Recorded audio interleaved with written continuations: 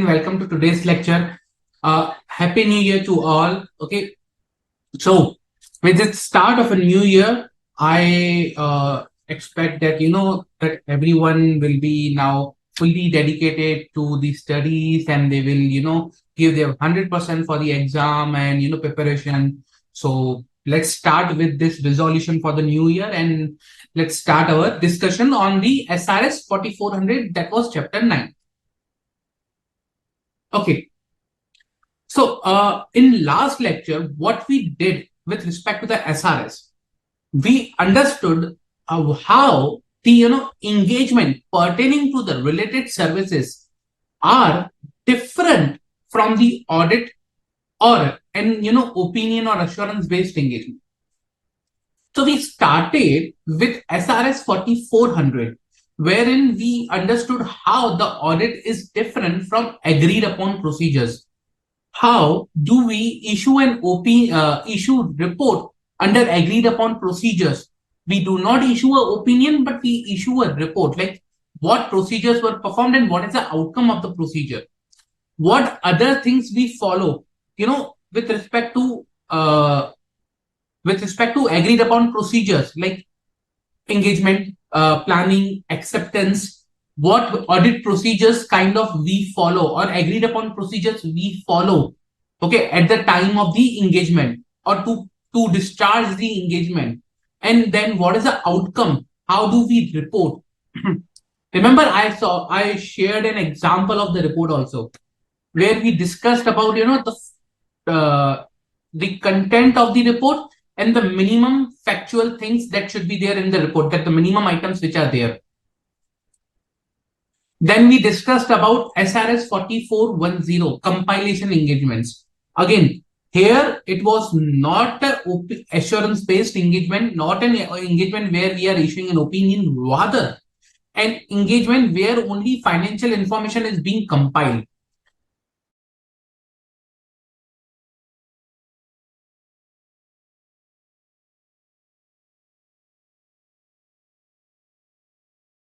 Compilation based engagement, why compilations can be done, MIS purpose, for bank purpose, for M&A transfers, transactions. Okay. And in compilation engagement, again, our job was to compile the financial information, not to verify the accuracy or completeness of the information provided by the management for compilation.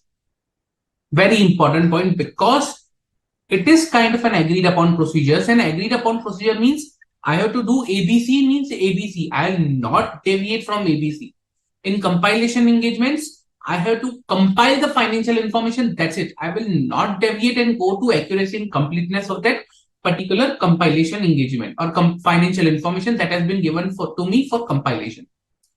Now, compilation can be because of two things. One, as we like we mentioned, like multiple reasons would be there. Number two, the compilation can be because of the reporting framework. Now there could be general purpose framework, there could be special purpose framework. So compilation can be of both type of for both type of frameworks. Then we discuss about the scope of compilation engagement.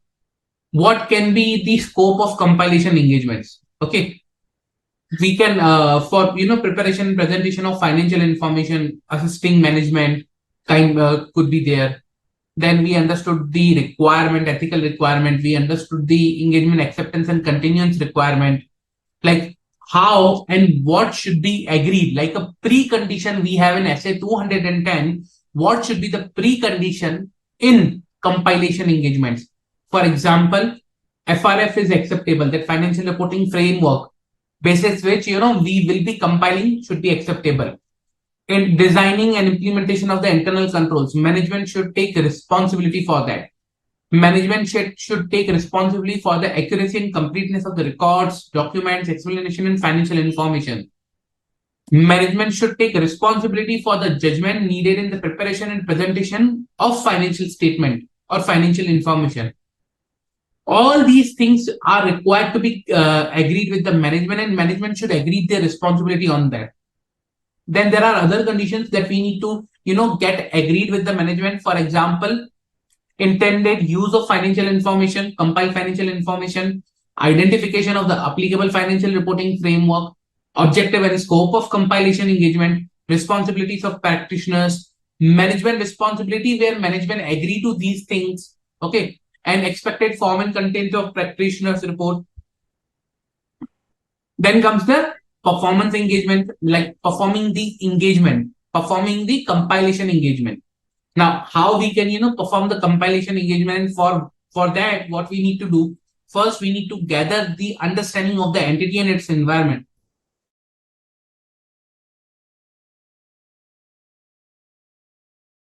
Only have the trial balance, only numbers, okay, but we have nodes also, schedules also. So those nodes and schedules, or for that, I need to understand the entity, its accounting system, its environment. I need to understand the applicable financial reporting framework, like Schedule 3, Division 1, Division 2, whatever it is applicable, or Division 3. So I need to understand what is the financial reporting framework applicable to that particular company or entity for which I'm doing a compilation information. Okay. Then I need to discuss with the management those type with governance, significant findings, significant judgments. I need to read the compiled financial information and write off, my understanding as a practitioner about the business and entities operation and applicable financial reporting framework. Kind of, read what you have prepared. You need to compare your compile financial information with other information that you might be available, okay, or if you come across anything that makes you believe that your compiled financial information is incomplete, inaccurate, is not appropriate, then you need to bring to the attention of the management. If management doesn't rectify, management is unable to complete, then try to withdraw from the engagement. If withdrawal is not possible, then seek the legal guidance that what are your responsibilities in this scenario.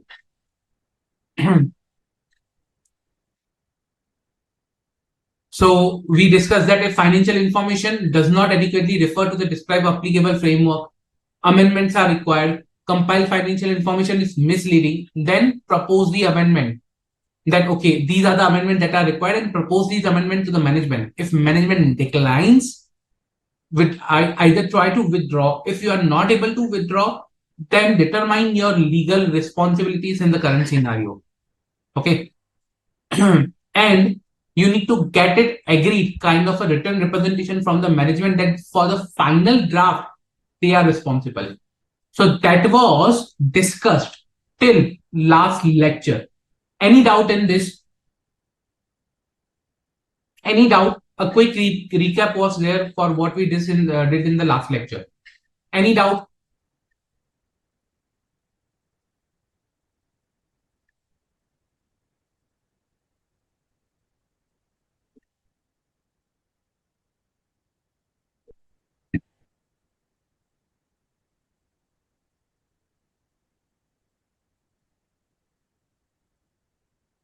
Any doubt?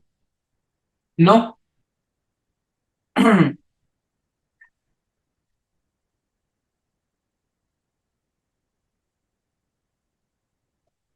No doubts? Okay. If you guys don't have a doubt, let me take up one question, and then on the basis of that, we can, proceed forward. Okay. A very good question, I would say.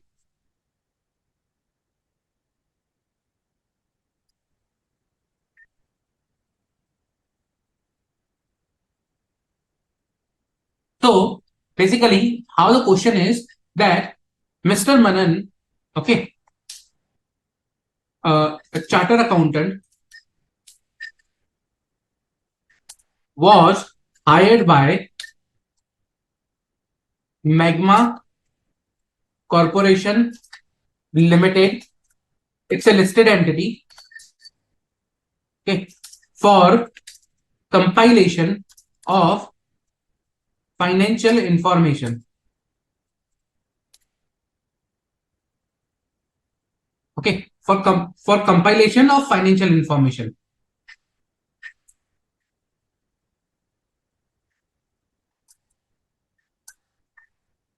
Before starting the engagement,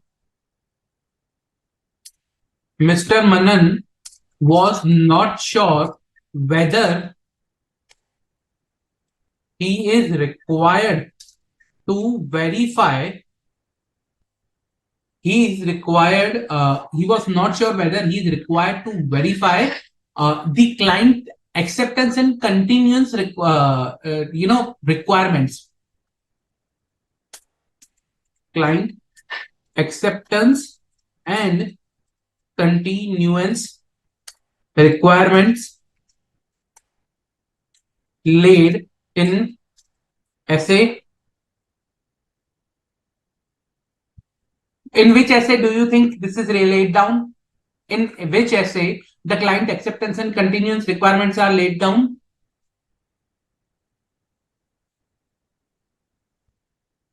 Come on, guys. Client acceptance and continuance requirement in which essay it is there?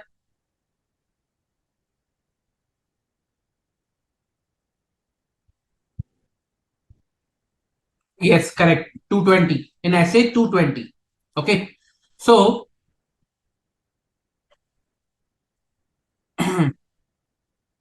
so he was not sure whether, okay, he is required to follow, okay, whether he was required to verify client acceptance and continuance requirement laid in essay 220 for this assignment. For this engagement.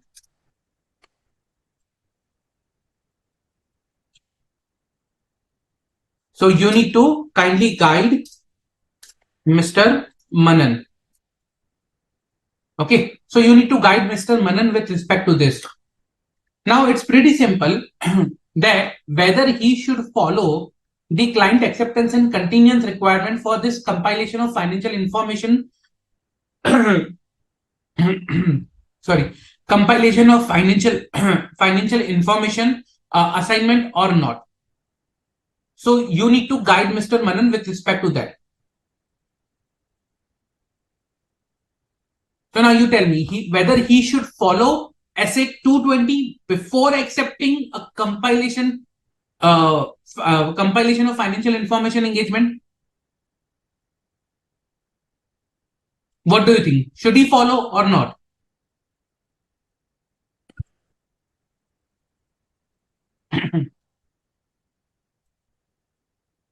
Come on, guys.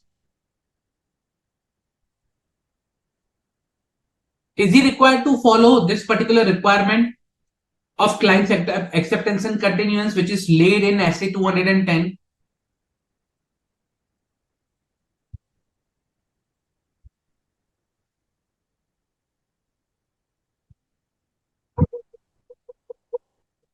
Very important to understand.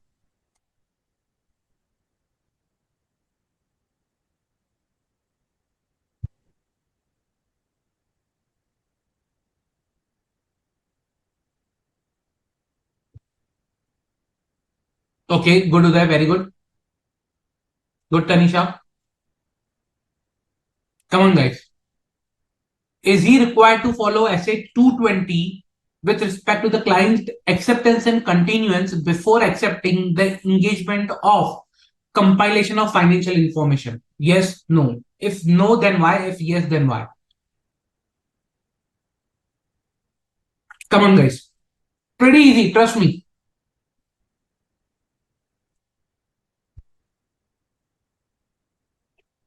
Pretty easy.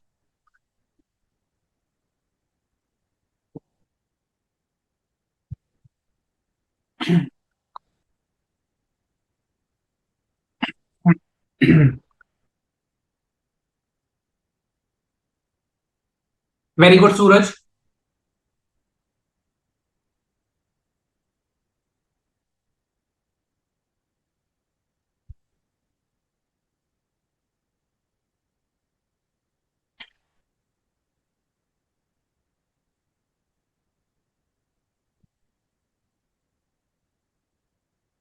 Come on, quickly, guys.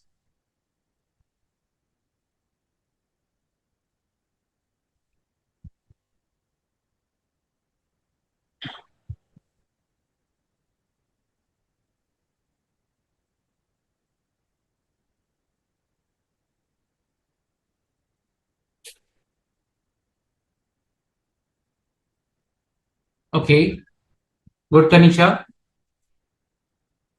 Okay, Mancha, good, very good.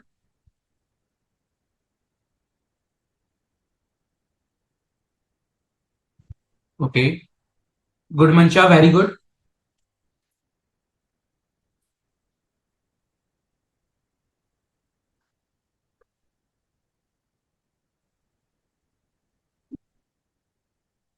I am specifically, as of now, only looking for SA 220, not SQC 1. I'm not talking about SQC 1 as of now.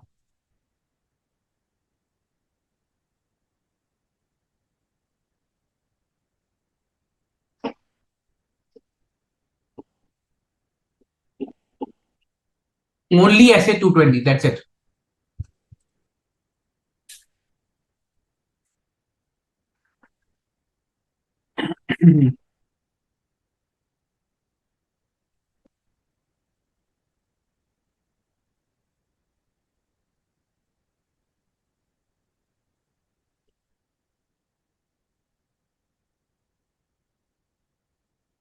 So,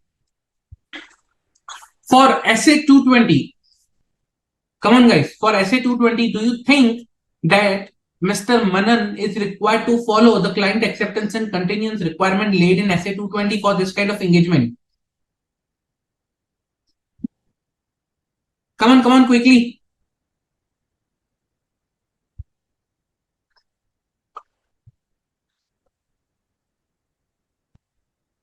Okay, for SA 220, as you guys have specified, it is not required. Okay, no, he is not required to follow SA 220. No, it's not required to follow SA 220. Reason because SA 220 is applicable at the time of audit. For compilation engagements, we are required to follow SRS 4410. It's not an audit, not an assurance based engagement. That's why SA will not be applicable. Unless and until specifically SRS says to follow, but here SRS doesn't say to follow. That's why SA will not be applicable. Clear? Now, if SA 220 is not applicable, let me modify the question. What about SQC 1? Whether Mr. Manan is required to verify the client acceptance continuance requirement laid in SQC 1 for this kind of engagement. So, what do you think about SQC 1 now? Is Mr. Manan required to follow the requirements of SQC 1 with respect to client's acceptance and continuance? Come on, guys.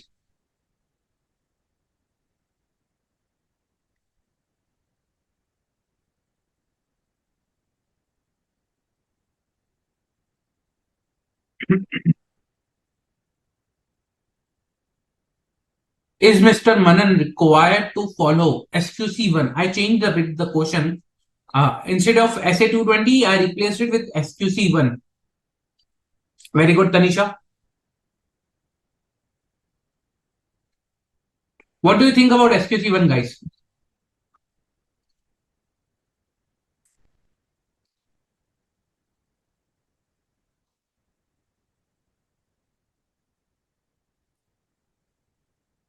Mhm.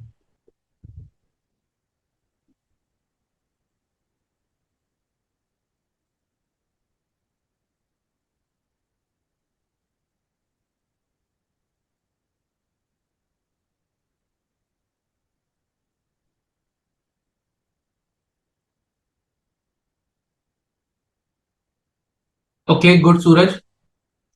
Very good, Uday.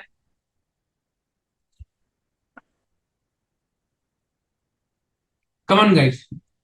SQC1, whether Mr. Manan is required to follow SQC1 when he is performing a compilation of financial information engagement or not. Pretty simple, straightforward.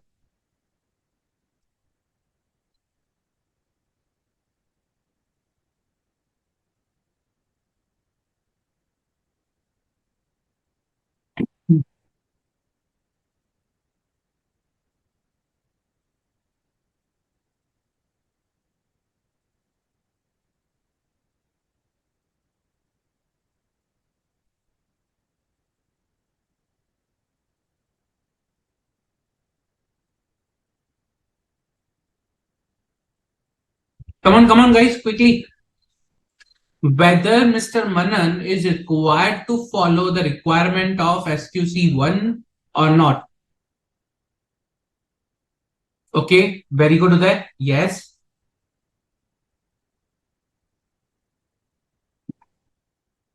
Very good, Charu. Yes.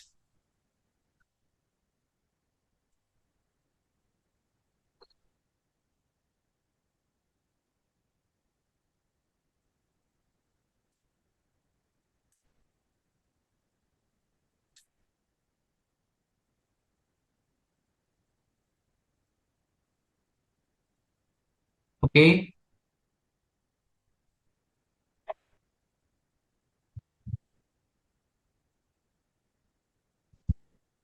Viraj, waiting for your answer. Whether Mr. Manan is required to follow SQC1. Tanisha, I think it's a different SRS. We are talking about 4410, 4410, not 4400. Okay, so the answer to this question is Mr. Manan, yes, he is required to follow SQC1 with respect to client acceptance and continuance. Now, can anyone tell me what SQC1 says about client acceptance and continuance? Like in a brief, like a summary, few two to three line summary max. Can anyone tell me what is the requirement of SQC1 with respect to acceptance and continuance of client relationship and specific engagements? Can anyone tell me?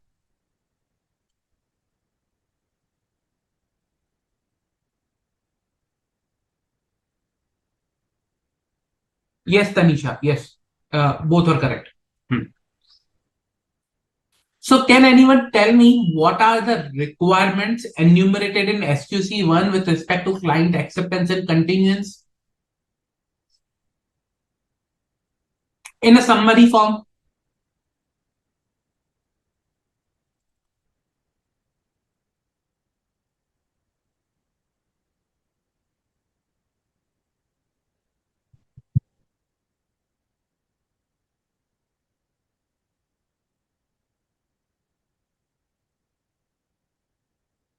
Come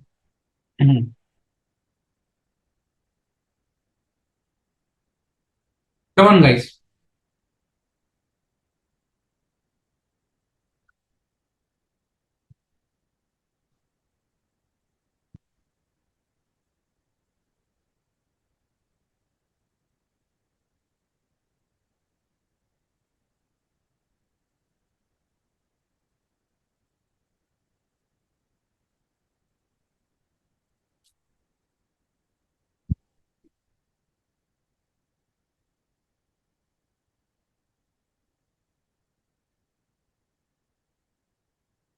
Anyone in a summary form?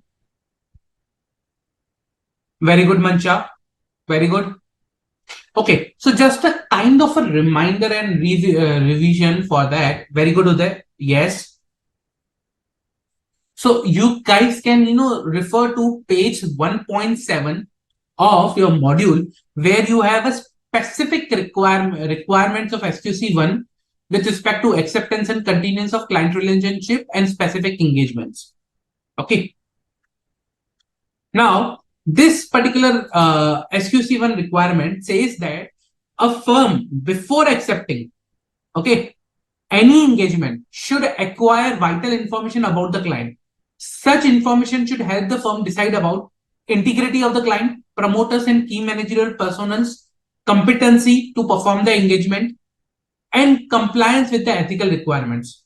The firm should obtain such information as it is considered necessary in circumstances before accepting an engagement with a new client or when deciding whether to continue your existing engagement, which you are already were doing in the past years, and when considering accepting a new engagement with an existing clients. Okay, so this particular requirement is also applicable to your SRS assignments. Reason because simple. When I talk about SQC1, SQC1 is not only applicable to the quality control for the firms that are performing audit, but that are performing review of historical financial information, other assurance, and related service engagement. So SRS is a related service engagement. Okay, standard for related services. So it is applicable to all kind of engagements. SQC1, and that's why this particular requirement is also applicable to agreed upon procedures as per SRS 4400 and compilation of financial information as per SRS 4410. So I can write over here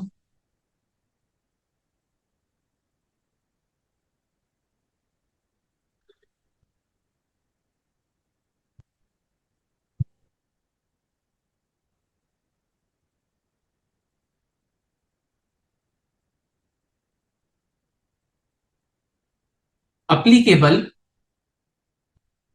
to SRS 4400 plus SRS 4410 plus your SAEs plus your SA. Okay, plus it is applicable to SRE also. We will see SRE. Okay, SRE also. So it is applicable to all kind of engagement, all engagements, not only SRS or auditing, but SAE or SRE also. Okay, so kind of a cross reference that you can understand what are the requirements and where they are applicable. Okay, so even if you have a compilation of financial information engagement, okay, engagement as per SRS 4400, you need to check the integrity of the client, okay, promoters and key managerial personals, competency, whether you will be able to perform the engagement, okay, compliance with the ethical requirements. Now, there is a change. For SRS 4400, when I say compliance with the ethical requirements, it says that independence requirement is not required. Independence, compliance with independence is not required. But here I have a generic term, compliance with ethical requirements. Now, what should I do? Should I comply with the independence or should I not comply with the independence? So, as SQC1 says that compliance with ethical requirements. SRS says that independence is not mandatory. Which one should I follow? Should I comply with all the ethical requirements, including independence, or should I follow SRS that okay, independence is not mandatory? Which one should I follow?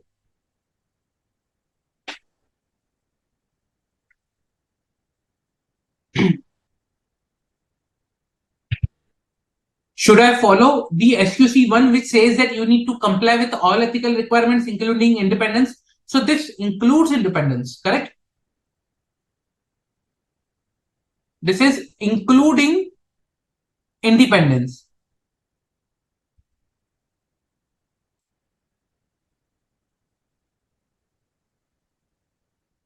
This is including independence. Now, SRS says that independence is not mandatory. Which one should I follow? Should I follow SQC1 or should I follow SRS?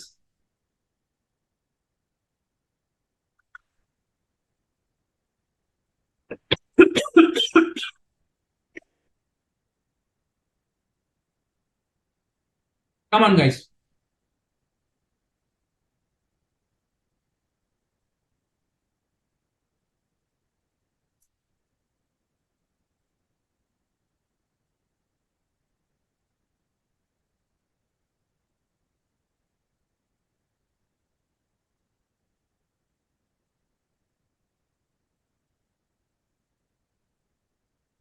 Come on, guys. Which one should I follow?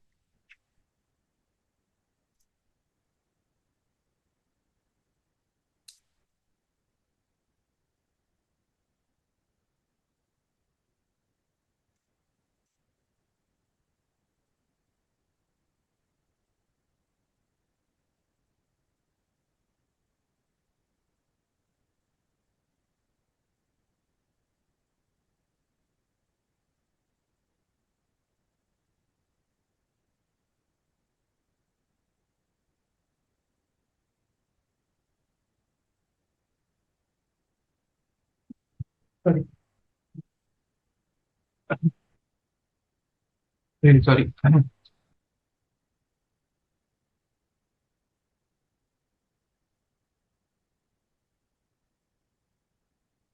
Should I follow SQC1 or should I follow the SRS? Which one should I follow?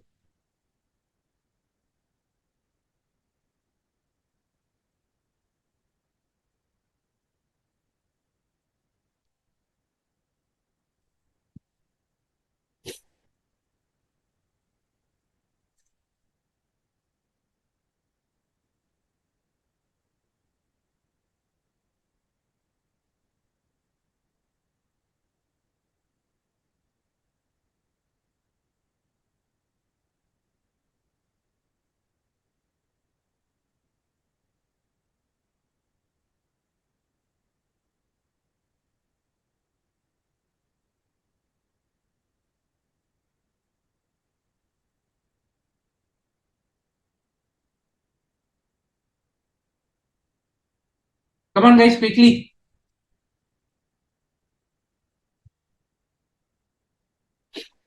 Okay. Okay, Tanisha. Okay, Salish. Okay, good Charu. Okay, Suraj.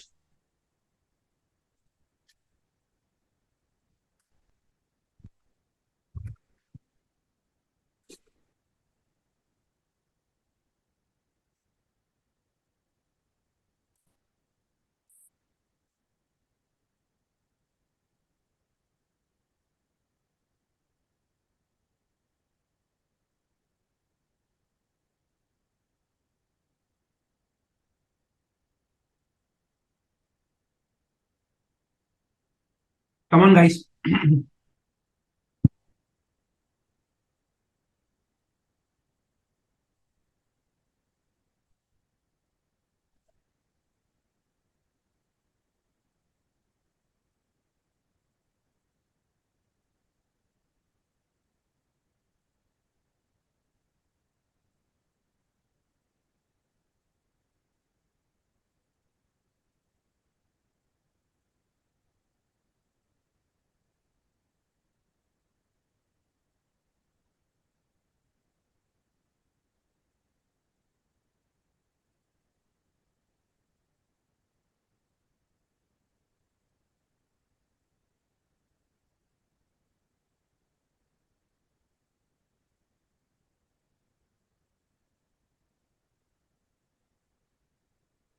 Pretty easy. Nothing difficult here. We have already discussed this concept before also.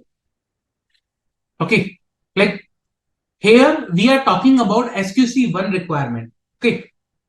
And on the other end, there's a SRS 4410. Now we need to decide which one we should follow.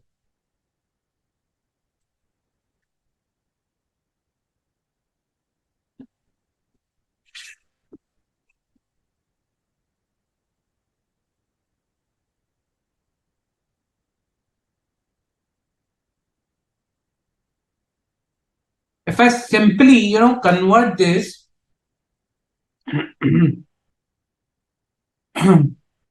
sorry, sorry for my throat.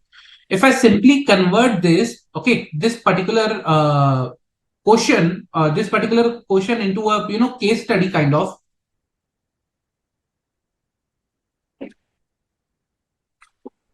See this one, that the company appointed Mr. Manan, a chartered accountant and son of managing director, to compile financial information. However, the audit committee objected to his appointment on the grounds that he is not independent and therefore he is required to comply with the ethical requirements, including independence, as per SQC 1. Mr. Manan referred to SRS 4400 to highlight that the independence is not required as this is not an assurance engagement. Please provide guidance to Mr. Manan regarding the independence requirement. Now, pretty simple. If I talk about this particular whole scenario, it is pretty simple that yes, SQC1 says to comply. Okay. SQC1 says to comply with all ethical requirements. But SQC1 is a generic one. Okay. SRS is a specific one. This is more specific to the engagement. Okay. And this is rather, I would say, generic to the engagement.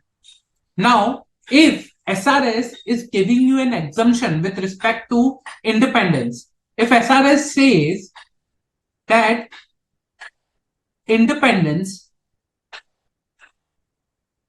is not mandatory,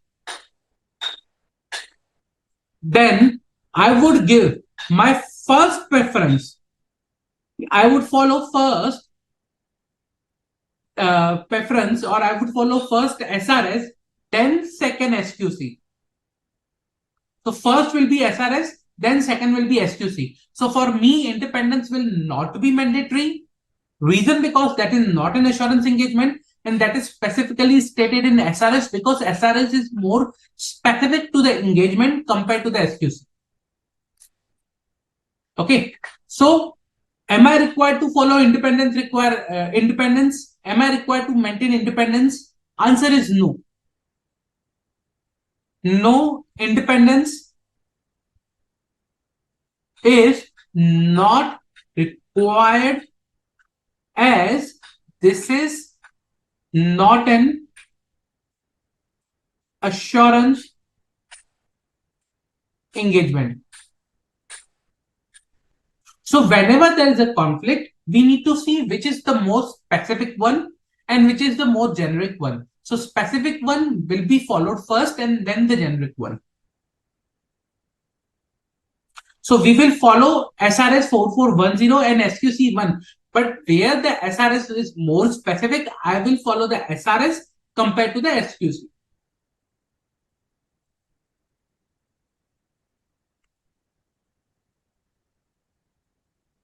Clear? Any doubt, guys?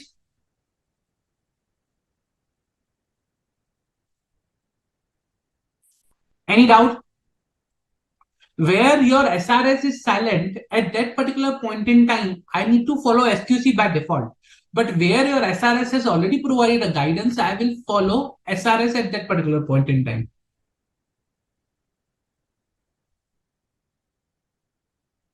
Clear?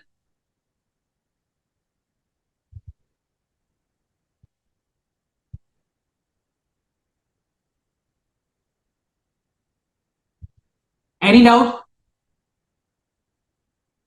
See, we are just trying to understand how SRS and other standards play together. That's it.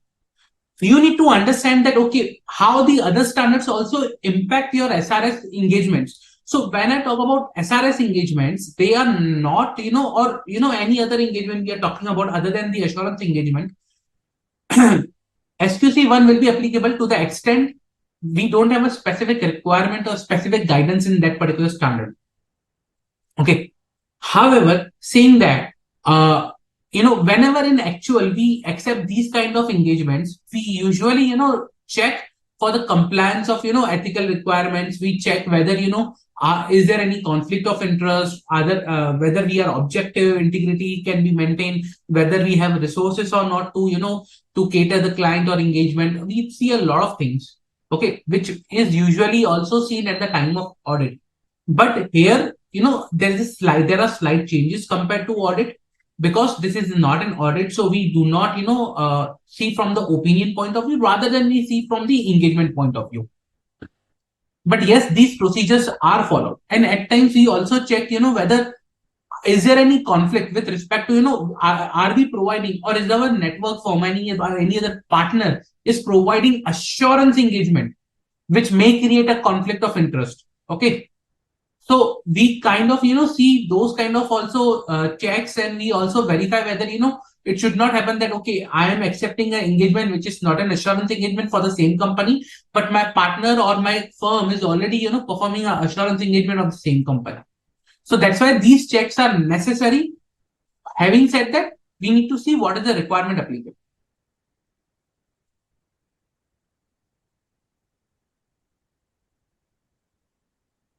Okay.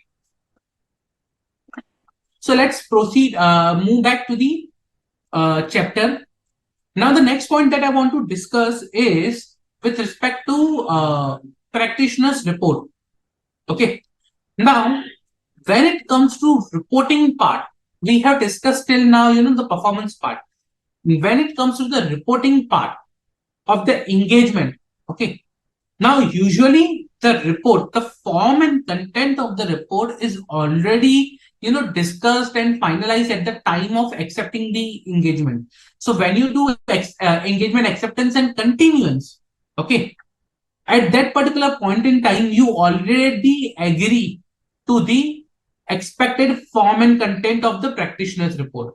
You align your form and content with the management's expectation, or you both together come on the same page. Okay, this is my form and content of the report that I will be issuing at the end of engagement.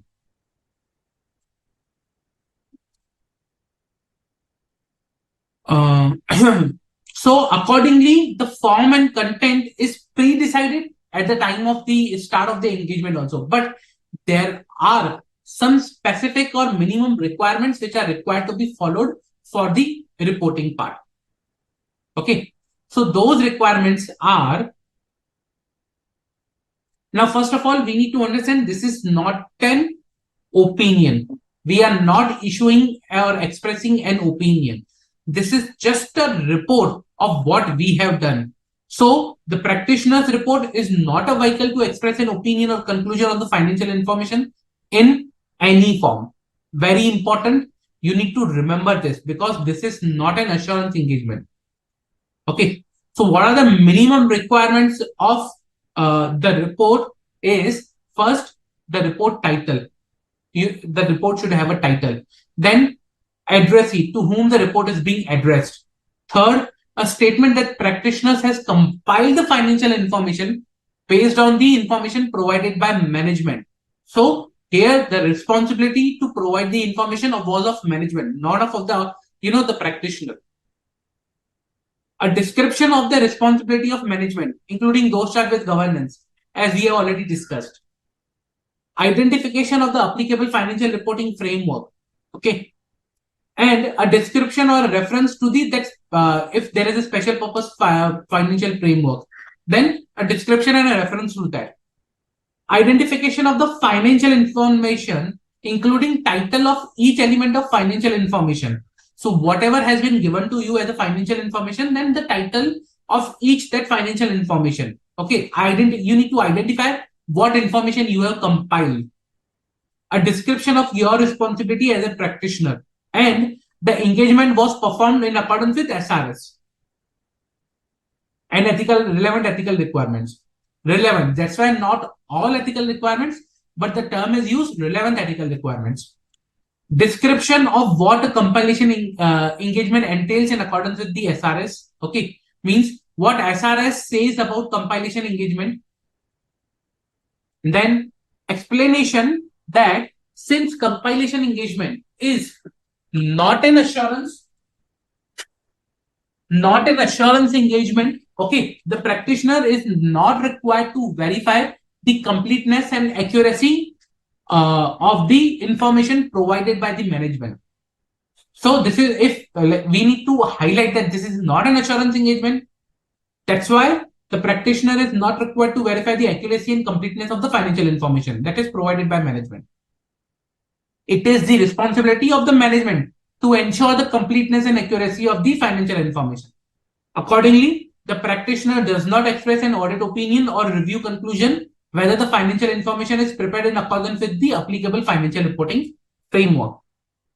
Two things. One, we do not take a responsibility of completeness and accuracy. Number two, we are not issuing an opinion that the financial information is prepared as per the applicable financial reporting framework. No, we do not issue an opinion. Then financial information is prepared using if it is using a special purpose financial reporting framework, then you need to describe purpose for which the financial information is prepared. Okay, and a note in the financial information that discloses the information about the special purpose financial framework and you need to draw attention of the reader to the report to the fact that the financial information is prepared in accordance with special purpose framework, reporting framework.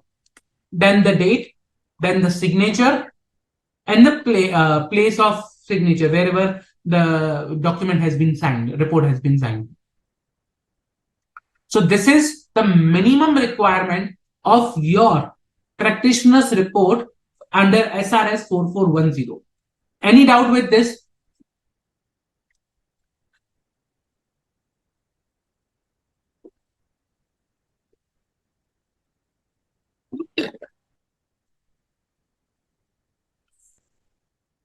Any doubt with this?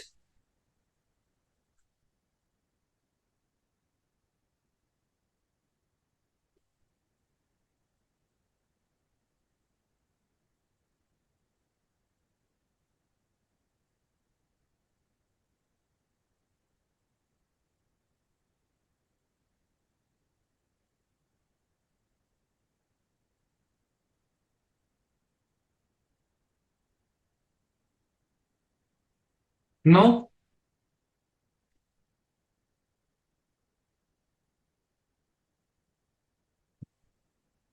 Yes, Mansha, that missing independence may raise threat to the code of ethics, fundamental principles. Yes, there are chances. But again, we need to see whether the threat is at the acceptable level or not, and how much it is impacting your fundamental principles. Missing independence is how much it is impacting your other fundamental principles. So accordingly, we need to evaluate the situation. Any other doubts, guys?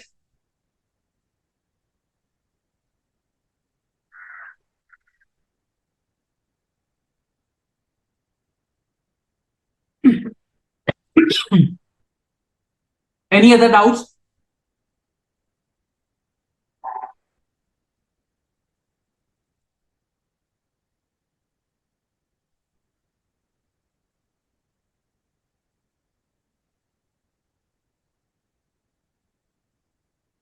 I'll show you. I'll show you an example of the report so that you could have an idea. Okay. So let's see an example of a report.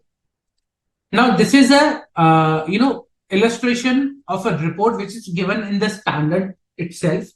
If you go to the pronouncement of SRS 4410, okay, over there you will find this particular illustration of the report. Okay. Now this is an example, not an standard format. Again, this is just for your understanding, not to be accepted as a standard format. Okay, standard template. So usually the title goes with respect to your accountant's compilation report. Because we are not auditors, we do not use the term auditor over here. Either you can use accountant, either you can use practitioner's compilation report. So both are fine, but there should be a title. Okay, I can also have practitioner's, okay, compilation report. So another alternative is this one. But yes, title is required. Okay, as we were seeing the requirement, title is necessary, the first point. And then the addressee as required by the engagement. So to whom you are addressing to. So this is the addressee. It is being addressed to the management of whatever company it is. Then a statement that the practitioner has compiled the financial information based on information provided by management. So if you see, we have compiled the accompanying financial statement of this company based on the information provided by you, or you provided the information. So already it is being addressed to the management. So it is say that whatever information has been provided by management, based on that we have compiled. These financial statement comprises balance sheet of ABC company as at 31st March 2020, whatever the year would be. The statement of profit and loss, cash flow statement for the year then ended, and a summary of significant accounting policies and other explanatory information. So if you see, the next requirement was if you see over here, point number F, Identification of the financial information, including the title of each element of financial information. If it is comprises more than one element, then the date of financial information to the period which it is relates to. So this is point number F together with your point number C.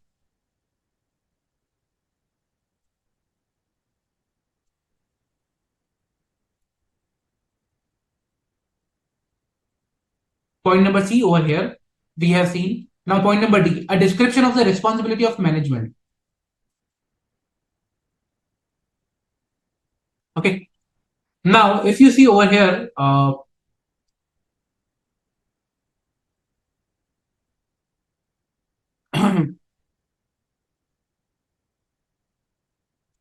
these financial statement and the these financial statement and the accuracy, completeness of the information used to compile them are your responsibility. So kind of, this is a generic statement for the management responsibility. Okay, but usually we have a all the detailed responsibility enumerated over here, like what all responsibilities are there of management. Here, for the example purpose, it is given, one generic statement for the management responsibility. If you see in the other one also, there is a generic one.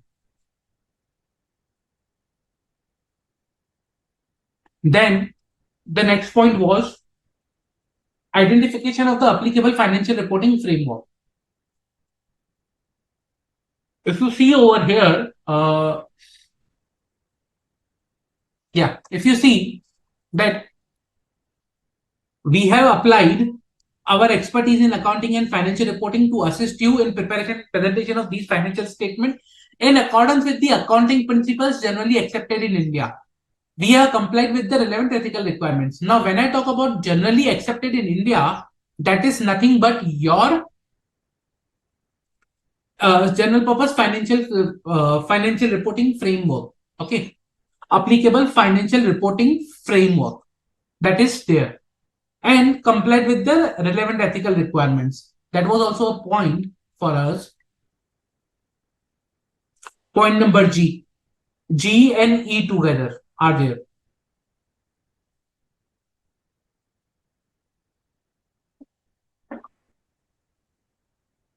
G and E together. Then if you see description of the practitioner's responsibility, that it is in accordance with SRS and relevant ethical requirements, we have seen. Description of what compilation engagement entails in accordance with SRS. That is H.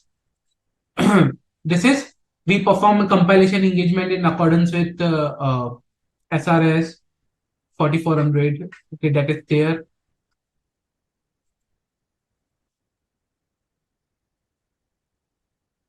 Okay, then you have another point with respect to next one is point number I. It's a compilation engagement. So completeness and accuracy not responsibility of the auditor, and practitioner does not express an opinion. So if you see over here last paragraph, since a compilation engagement is not an assurance engagement, we are not required to verify the accuracy and completeness of the information you provided to us, compile these financial statement. Accordingly, we do not we do not express an opinion or a review or conclusion on whether these financial statements are prepared in accordance with accounting principles generally accepted in India. So point number I.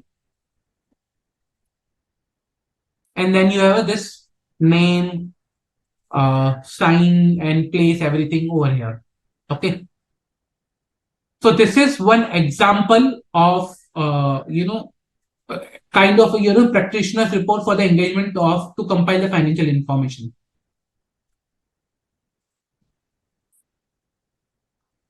Any doubt? Any doubt?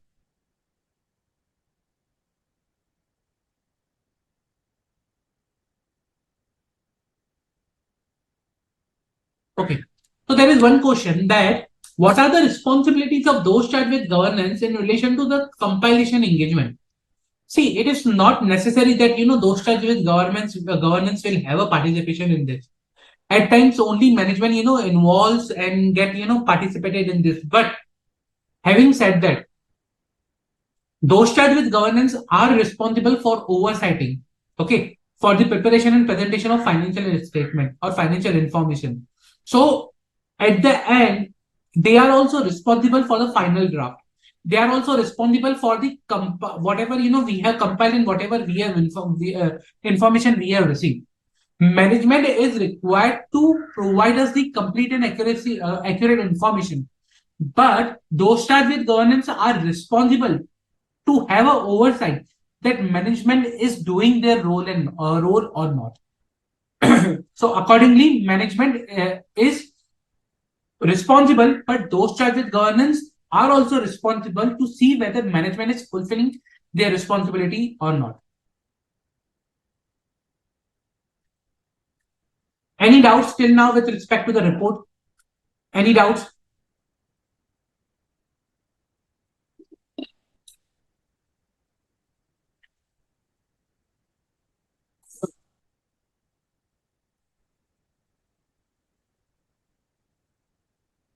Any doubts?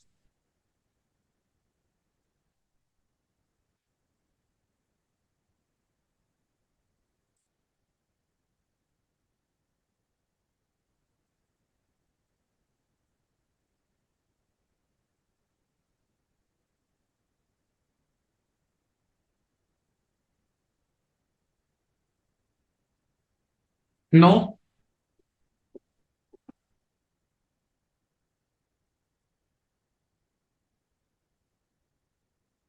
No doubts? If no doubts, shall we proceed further?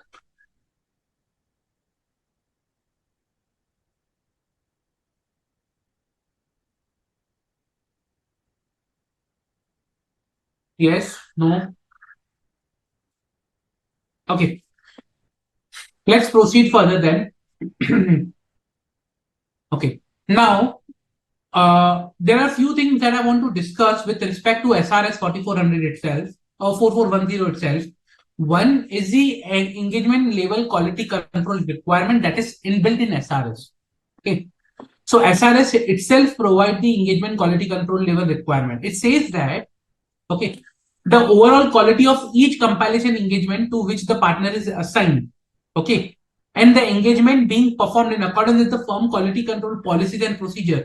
For that, the engagement partner shall take responsibility. Means engagement partner is responsible for overall quality plus that the engagement is being performed with the firm's quality control policies and procedures. Now, when it comes quality control policies and procedures, they are talking about SQC1. So, SRS 4410 also provides a reference to the SQC1 that engagement partner shall take a responsibility that engagement should comply with the policies and procedures established as per SQC1.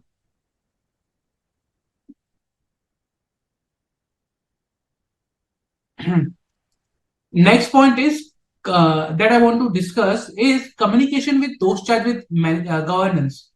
Now, what we are required to communicate with those charged with governance? Now, as per the requirement of SRS 4410, okay, we are required to communicate with those charged with governance on a timely basis during the course of compilation engagement. All the matters, all the matters, okay, that in practitioner's professional judgment are sufficient importance or hold sufficient importance to the merit attention of the management or those charged with governance. Means if the matter is of such nature that it requires the attention of management or those charged with governance, then we are required to discuss the matter, communicate the matter to those charged with governance and management. Okay, so the important point over here is to understand is that the matter should be of sufficient importance. Okay, which requires the attention of management and those charged with governance. And in, that is in professionals, practitioners' professional judgment, that matter is of sufficient importance. Those matters are required to be communicated. Now, if you'll ask that what is the definition of sufficient importance, then again, there is no definition given for the sufficient importance. It is case to case basis, and it is dependent upon the practitioner's professional judgment. So there is no straightforward definition given what are those matters. here. And the last part is the documentation. Okay. Documentation requirement with respect to the SRS 4410. So there are few, basic requirements with respect to documentation, like significant matters arising during compilation engagement and how these matters were addressed by the practitioner, a record of compiled financial information reconciling the underlying records. Okay. A copy of final version of compiled financial information for which the management and those charged with governance are responsible or has acknowledged their responsibility.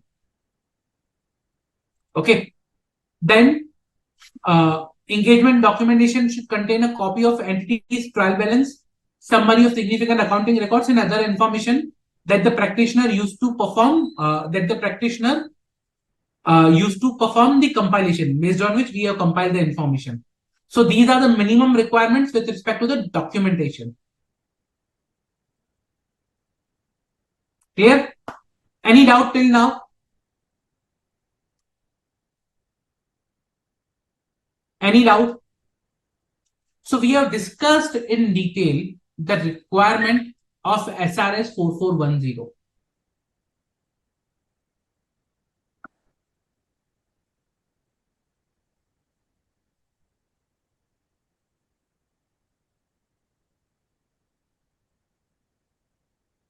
We discussed in detail the requirement of SRS 4410.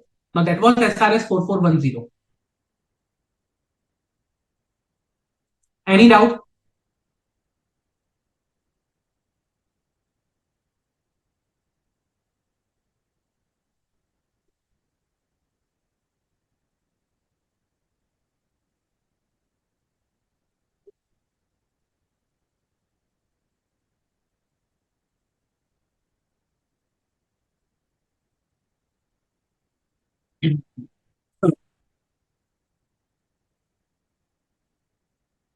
Okay. Last point means, okay, this one, documentation. So documentation requires three basic things. Okay. These are the minimum items to be included in your documentation. Okay. Engagement documentation. One, that what were the significant matters that arise during the compilation engagement? Okay. And how these matters were addressed by the practitioners.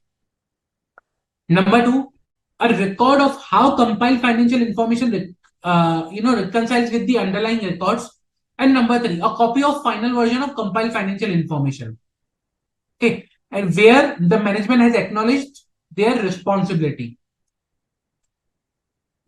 So these are the minimum required documentation as per the SRS 4410. Also, the practitioner is also required to consider a copy of the entities, trial balance, summary of significant accounting records, and other information, okay, that were used to perform the compilation. Okay, so if we have used these information, then that should also be part of my documentation. Engagement level quality control means SRS only established requirement that okay, engagement partner is responsible for overall quality and compliance with SQC1. That is the SRS saying that engagement partner is responsible.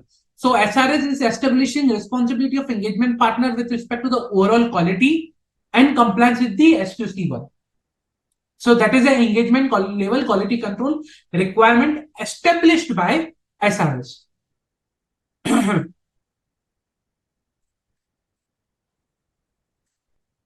Clear? Any doubt?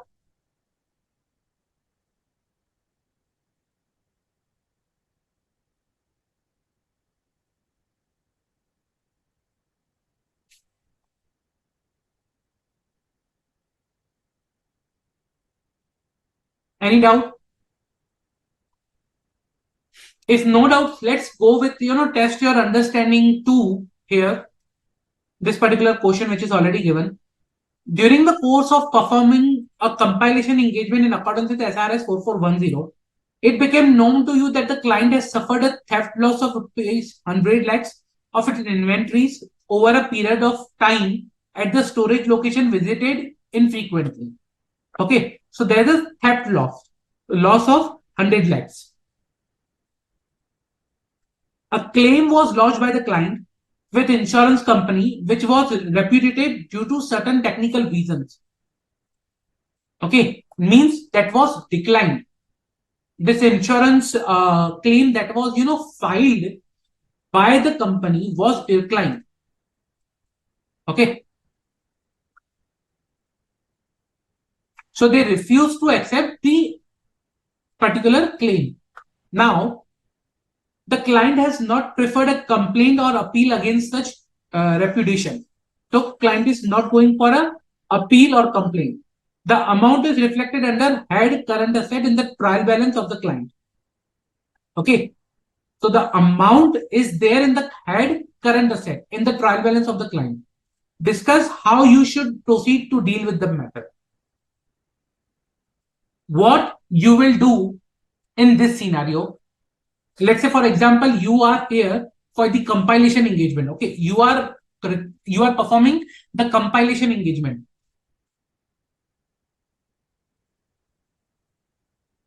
So how will you deal with the matter?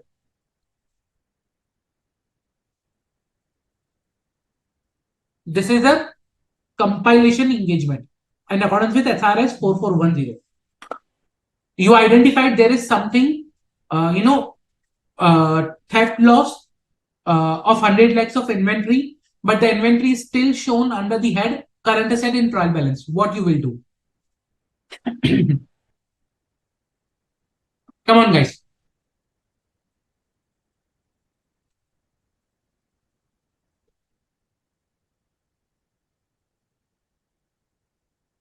What you will do?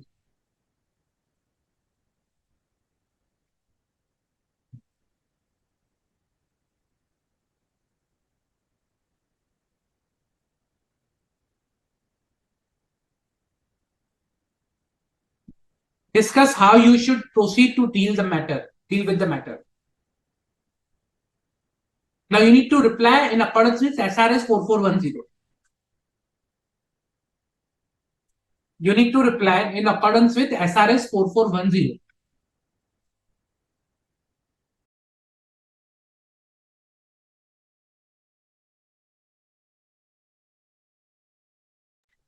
Come on, guys.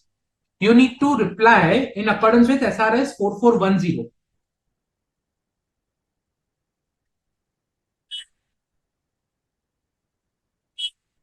Okay, good Mohammed. Okay, good Mancha.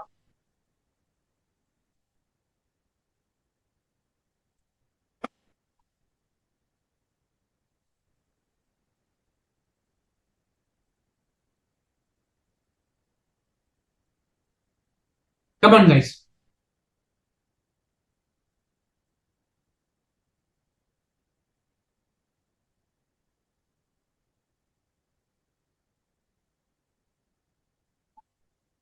How will you deal with the situation?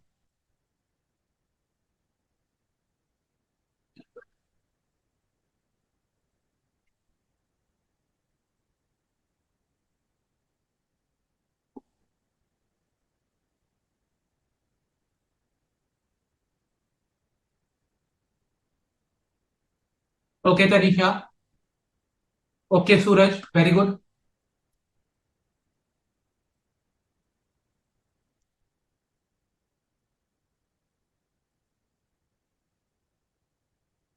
Come on, guys.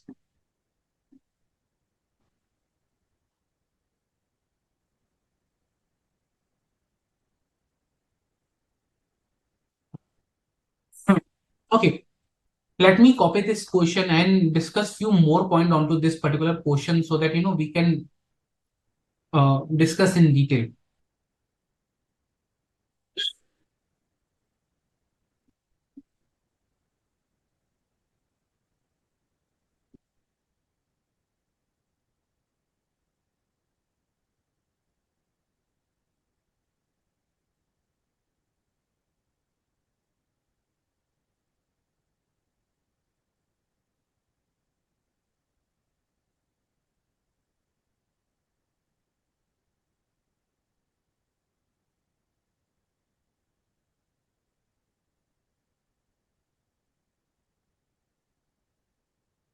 Okay. Now, this is a particular question that we are discussing. Okay. Now, here in this particular question, what we are seeing is that there is a rupees 100 lakh of inventory for which there is a theft already done and there is a loss. However, the same inventory is reflecting under the head of current asset and trial balance. Okay. Now, I'll give you two things. Number one, I'll give you options. What practitioner can do or you can do as a practitioner. Number one, and you need to select the correct option. Not all options are correct, but you need to select the correct option. Number one, communicate with those charged with governance and rectify the trial balance and accordingly give effect in compiled financial information. Number two,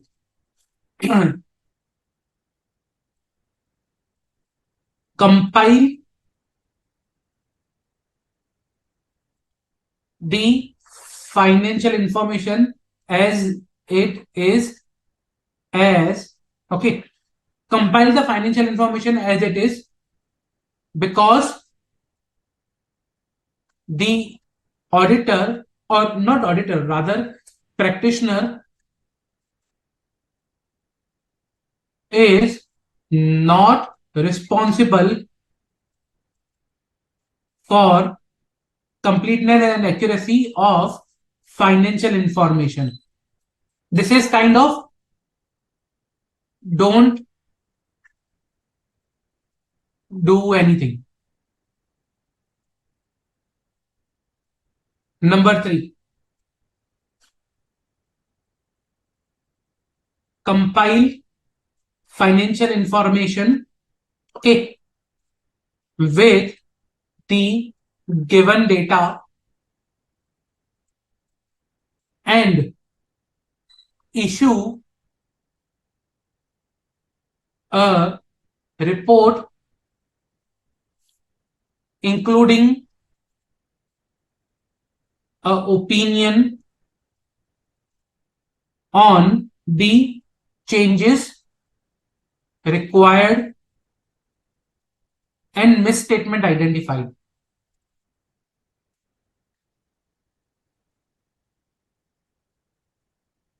Okay. Fourth one, communicate those charged with governance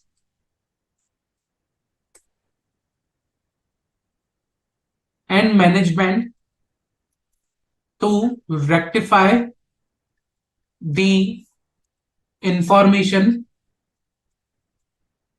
or seek not seek, rather suggest amendment to the financial information provided to you. So which option you will select? You have four options. 1, 2, 3, 4. Which you will select?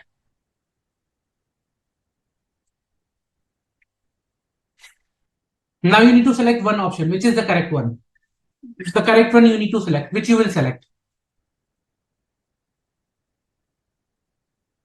Okay, Mancha. Very good.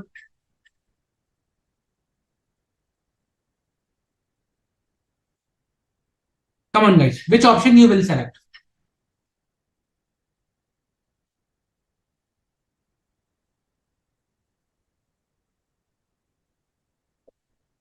Very good, Manoj. Very good, Tanisha. Okay. Come on, guys.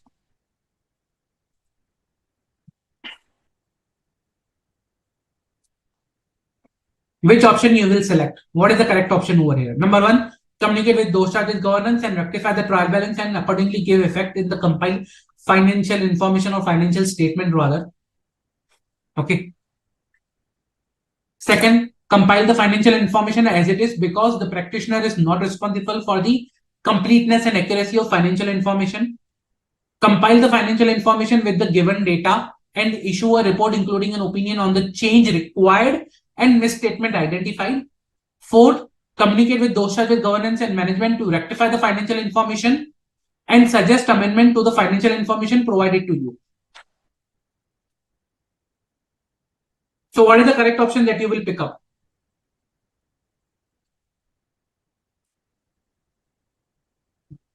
Come on guys, quickly. What you will do in this scenario?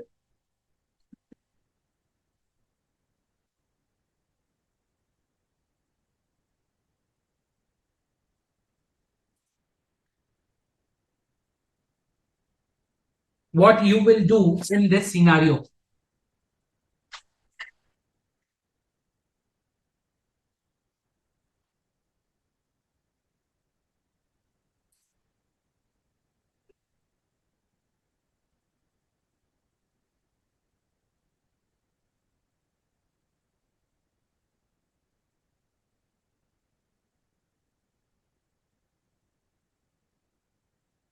Come on guys, quickly.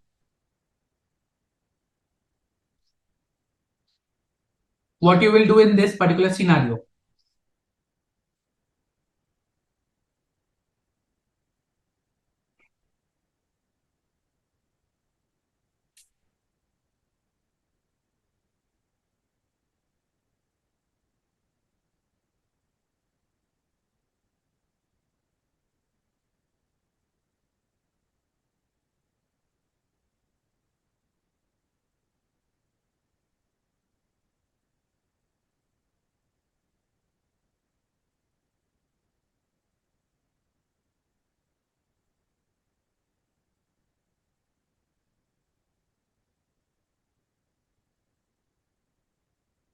Which option is correct? Okay, Mohammed. Okay, Suraj. Very good. Okay, Mancha. You your earlier answer was correct. This is correct. Yes. Come on, guys. I'm still awaiting a lot of answers. Viraj, Salesh. I'm not received any answer from your side. Uday. Come on, quickly. Which option you will select?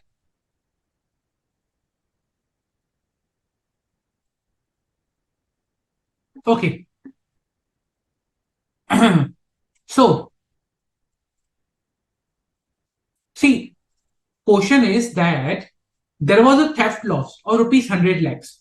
The company filed for a claim with the insurance company. Claim got rejected. Still, the amount is reflecting under the head of current assets in trial balance. Now, you were given the assignment to perform a compilation engagement, compile the financial information, and prepare financial statements. Now, you have four options. Number one, communicate with those charged with governance and ask and provide them, okay, that I am rectifying the trial balance, I am rectifying the financial information, and accordingly I'll prepare the financial statement after giving the effect of loss of theft. Okay, loss due to theft. Number two, you compile the financial information as it is given to you because you are not responsible for the completeness and accuracy of financial information. Means do not pass any adjustment or do not do any of the alteration in the financial information because it is a responsibility of the management, not yours. So that's the second option.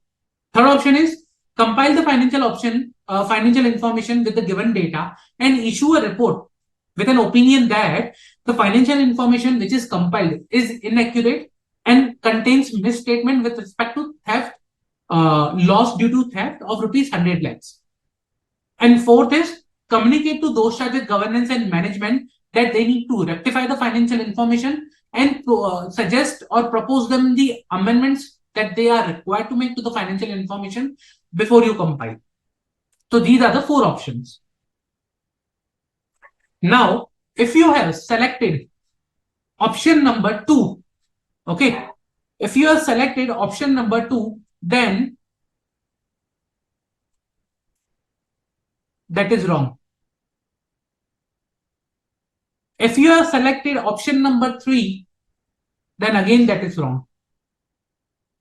If you have selected option number 4. Okay.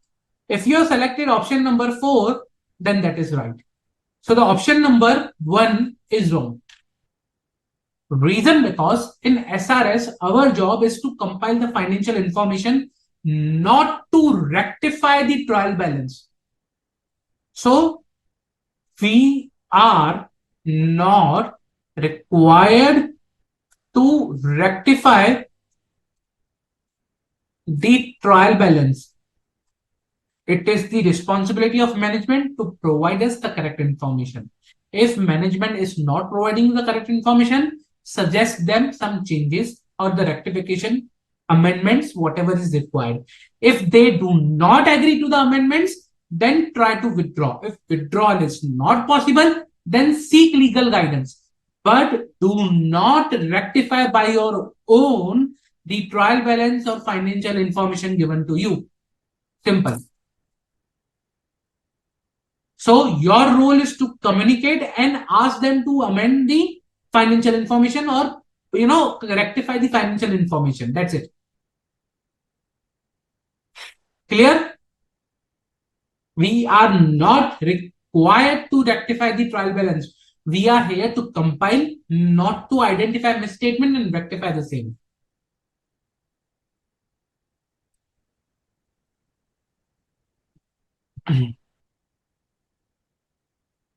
Clear? Any doubt?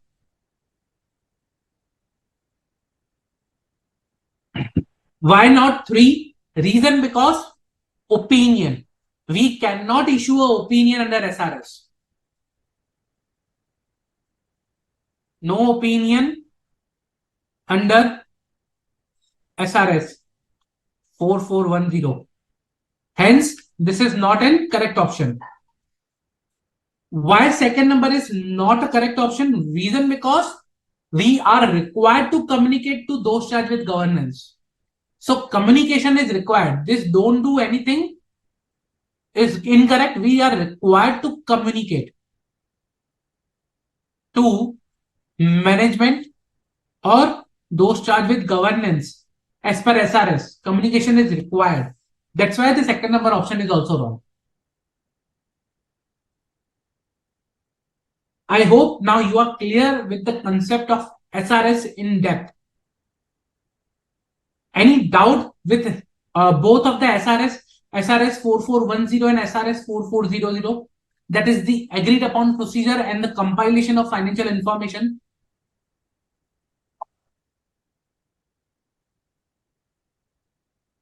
Any doubt, guys?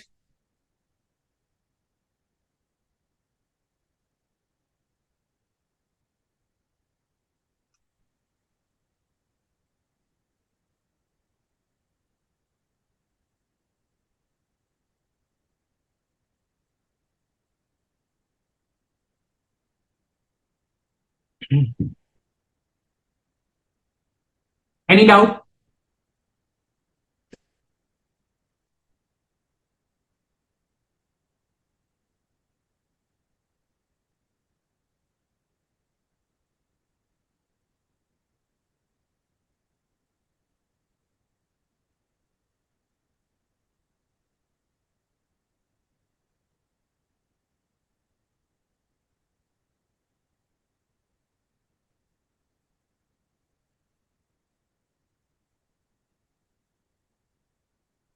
No doubt?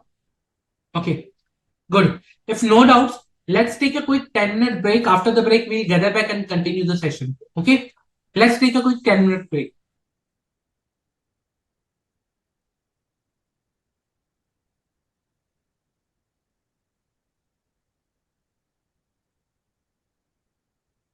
Ashok ji,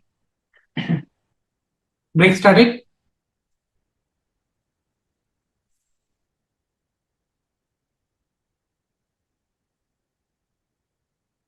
Ashok ji.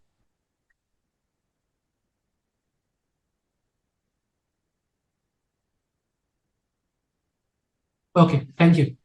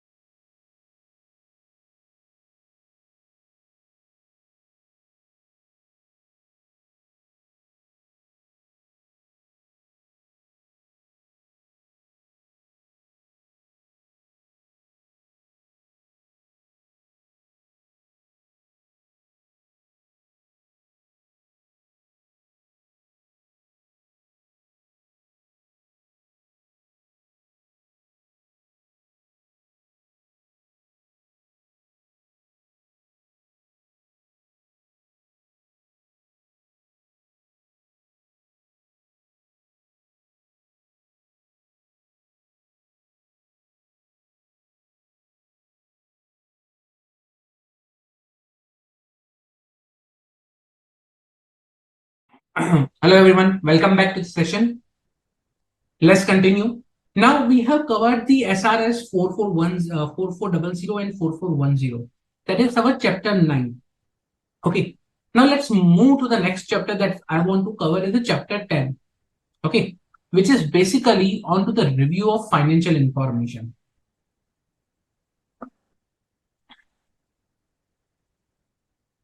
Okay. Review of financial information. Now, review of financial information basically is covered by your SRE, okay, standard of review engagements. So SREs, which basically deals in standards on review engagement, okay, are guidance or provide guidance on the review of historical financial statement and review of interim financial statement. So basically, there are two SREs that we will be covering.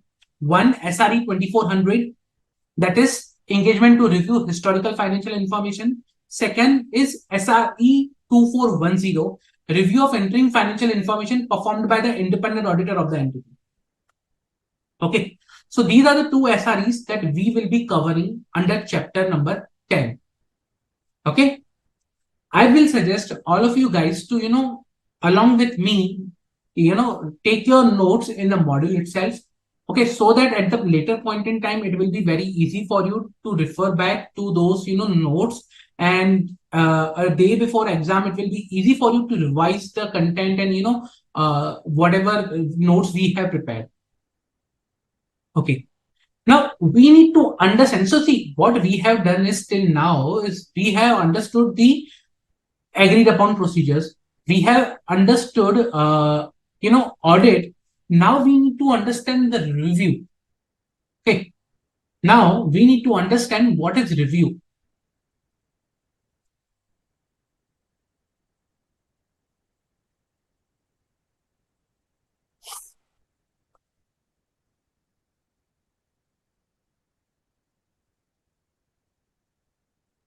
Okay.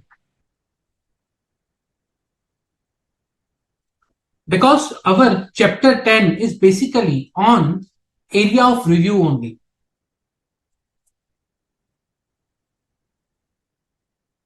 Okay.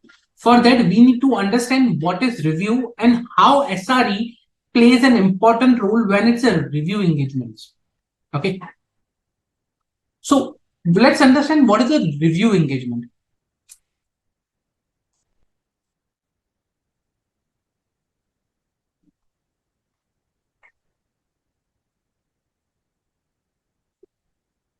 Okay.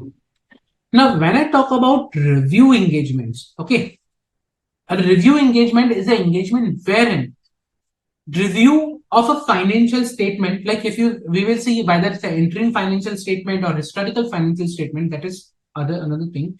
But review of financial statement and the practitioner expresses a conclusion.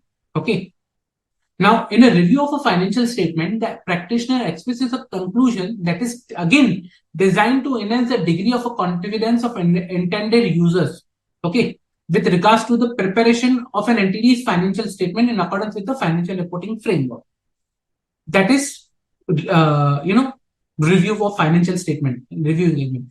However, saying that, okay, the conclusion which is expressed, okay, to enhance a degree of confidence is based on limited assurance, not a reasonable assurance. Okay. Again, so here I issue an opinion, but that opinion is based on the limited assurance, not the reasonable assurance. Now, under SRE, the role of a practitioner is to obtain limited assurance by either performing inquiry, analytical procedures, whether the financial statement as a whole are free from material misstatement or not. So, in a review engagement,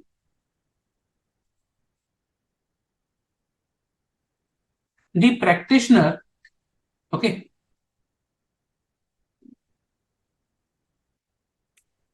the practitioner's objective is to obtain limited assurance, limited assurance that, okay, or limited assurance about whether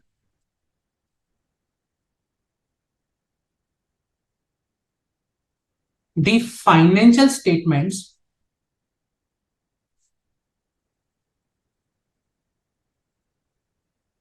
as a whole are free from material misstatement,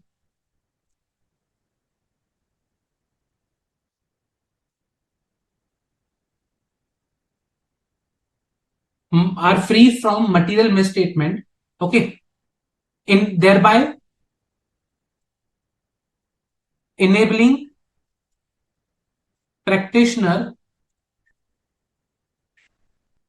thereby enabling practitioner to express an opinion or conclusion, to express a conclusion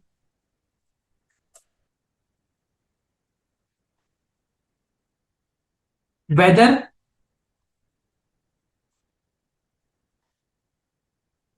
anything has come to practitioners' attention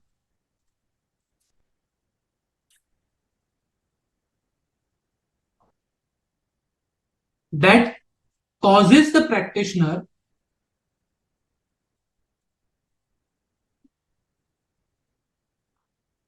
to believe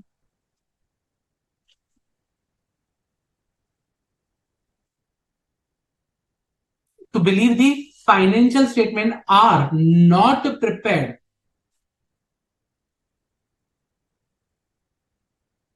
okay, in all material respect in accordance with applicable financial reporting framework.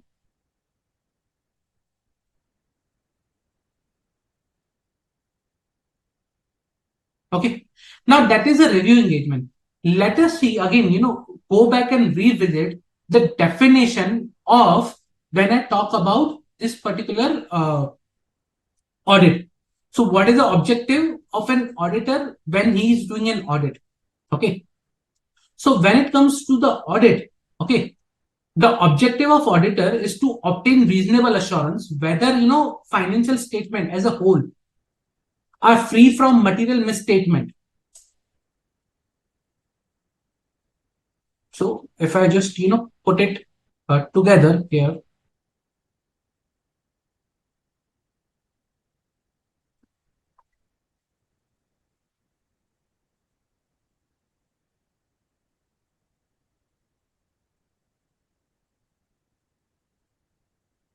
okay. So if you see, this is uh, the red one will be your audit one. One in the red box is kind of for the audit. And we will draw a comparison of audit with respect to the review engagement so that you guys can understand, okay, how it is different in a review engagement compared to audit.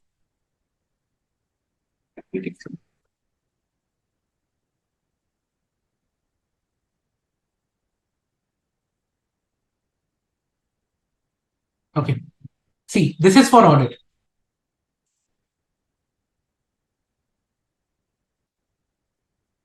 Now, in audit, if you see the first point of difference, I will highlight the point of difference, okay, is reasonable assurance.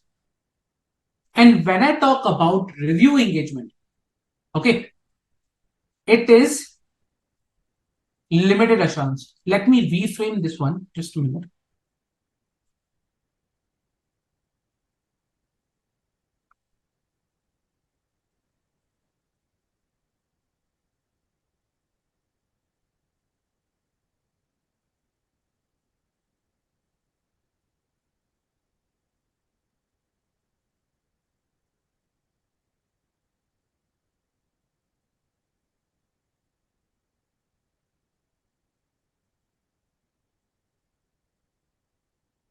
so that it will be easy for you guys to refer side by side.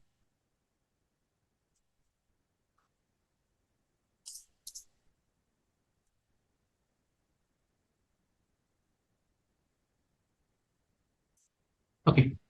So this is the limited review, review engagement, and audit. I will just highlight with a green of audit ones, so that sorry, review engagement one, so that it will be distinguished or can be highlighted separately.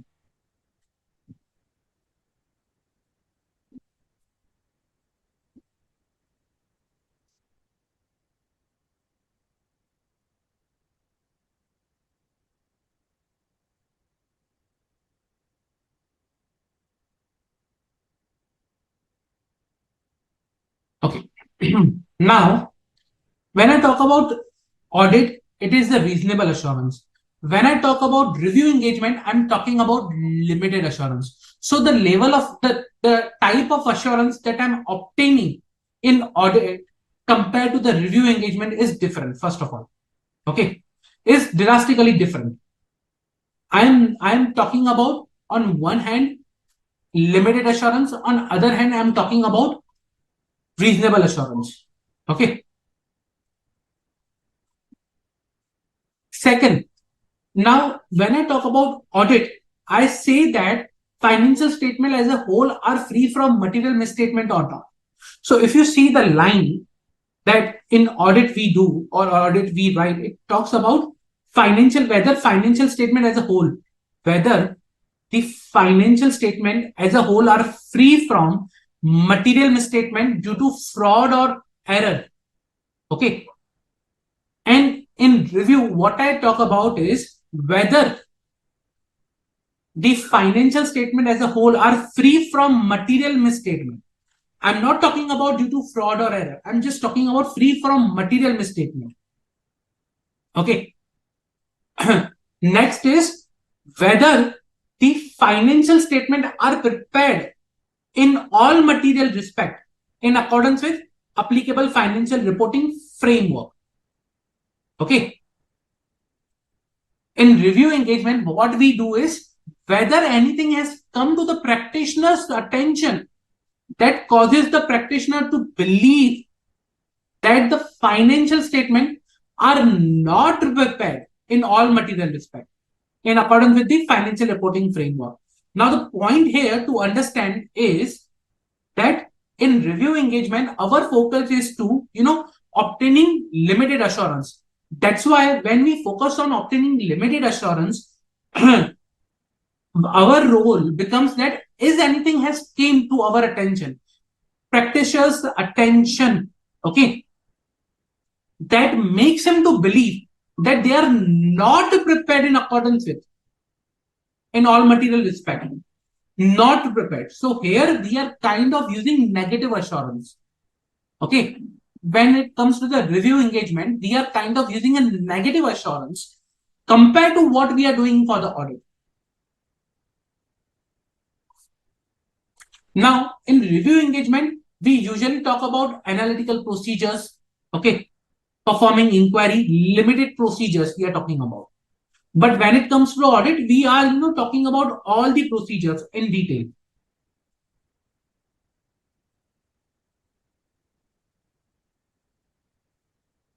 Okay. So that is a major difference between a review and an audit. In review, I have a limited assurance. I only talk about material misstatement. My opinion is kind of in a form of a negative assurance. So you can say limited, liability sort of thing where, we are not required to perform that much procedures in detail, but we are performing the procedures which are, limited in nature. Now, the level of assurance, when I talk about limited assurance, is a reduced level of assurance. Okay. That is acceptable in the circumstances of an engagement.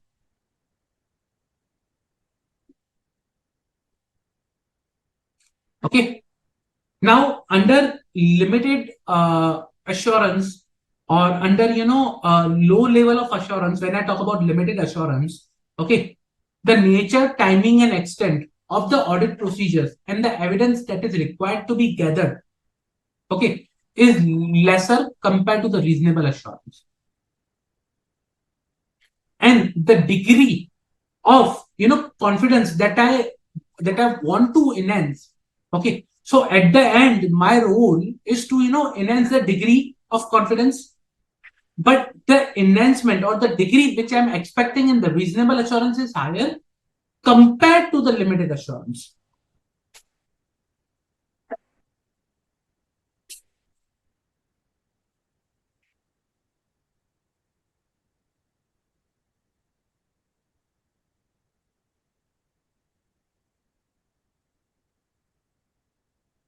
Understood? Any doubt as of now?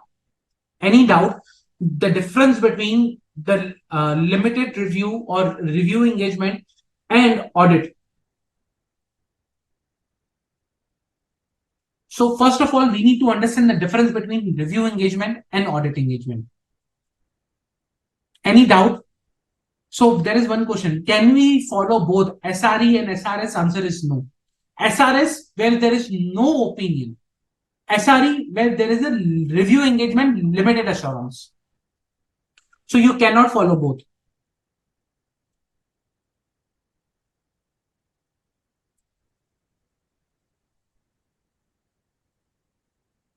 Clear, guys?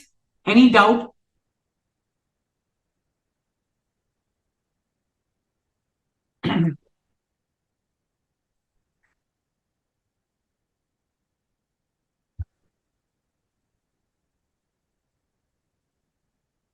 So the role here is to provide limited assurance, limited, uh, degree of confidence, not higher as compared as we have in audit.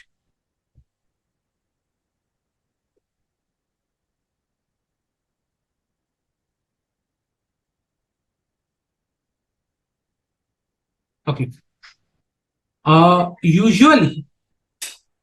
Usually, where we see this kind of particular scenario, where we see this kind of opinions or this kind of engagements, these kind of engagements, these kind of opinions are issued when when it is a limited review assignment for the quarterly results of the listed entities, okay, or you have to issue a limited review opinion on historical financial informations.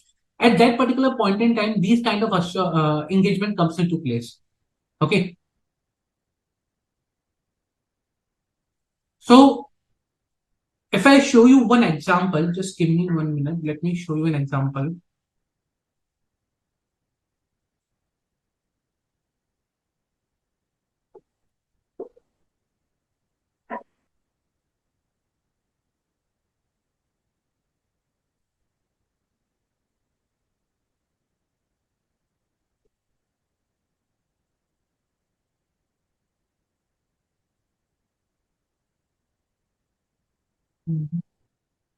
Just a minute, let me open one for you guys so that you can have an idea. So this example pertains to 2410, not 2400. Okay.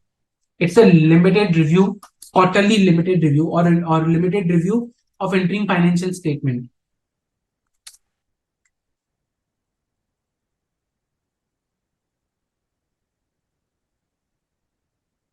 But it will give you that much understanding that, or kind of, will have that much good level of understanding. Please do not go on the name of the company. It's a publicly available data. So that's something, I have taken from the public domain. Okay. Now, this particular report is usually based on, if you see, SRE 2410, not 2400, but SRE 2410. And this is a limited review report on unaudited standalone financial results. Unaudited standalone financial results. Okay. So that's a limited review report. And if you see the opinion over here, based on our review conducted as above, nothing has come to our attention that causes to believe that the accompanying statement prepared in accordance with the recognition and measurement principles laid down in the aforesaid Ind AS and other accounting principles generally accepted in India, has not disclosed the information required to be disclosed in terms of Regulation 33 of listing regulations, including in the manner in which it is required to be disclosed, or that is contains any material misstatement. A kind of a negative assurance, because not, they are using nothing has come to our attention that causes us to believe. This particular statement converts your assurance into a negative assurance and the limited assurance. Okay. They say that nothing has come to our attention that can lead us to believe that these particular financial statements are not prepared as per the required, regulation law or whatever is required as they were required. And it is also, if you see over here, a review of entering financial information consists of making inquiries primarily of person responsible for financial and accounting matters, applying analytical and other review procedures. A review is a substantially less in scope than the audit conducted in accordance with SA, and consequently does not enable us to obtain assurance that we would become aware of all significant matters that might be identified in an audit. Accordingly, we do not express an audit opinion. They are issuing a limited assurance opinion, but not the audit opinion. One example of limited review engagement. So the question is whether the person doing review engagement is an auditor, can be an auditor. Yes. So for example, here, this is by the statutory auditor. So he's an auditor over here who is performing limited review report on unaudited standalone financial statement for the quarter ended. Now, somewhere it can be a historical financial information, somewhere it can be interim financial information. See, why, what is the need of SRE? Why stakeholders prefer limited assurance? Now, understand the thing that, at every quarter, it becomes difficult to issue an audit opinion. Okay. And when I talk about audit opinion, okay, if you have to do audit at every quarter, means you need to issue an audited balance sheet at every quarter. When I talk about audited balance sheet and financial statement, you need to perform, subsequent event, going concern assessment, a lot of things in an audit. Okay. But considering the deadlines and the due dates available, okay, to submit the financial information, okay, now company has to submit within 15 days or 45 days the financial information to the stock exchange at that particular point in time.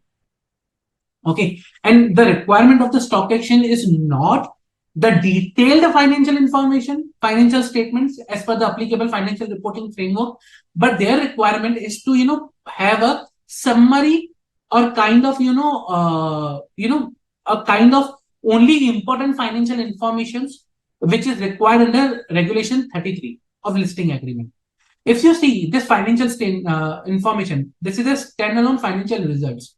Okay, this is a balance sheet. This is standalone segment-wise revenue and results of asset and liability. Okay, standalone balance sheet, unaudited standalone statement of cash flow, and some notes to the cash flow and the balance sheet. That's it.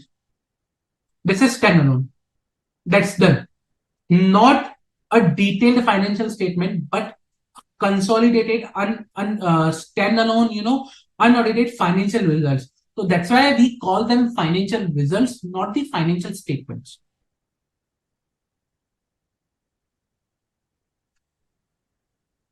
Okay.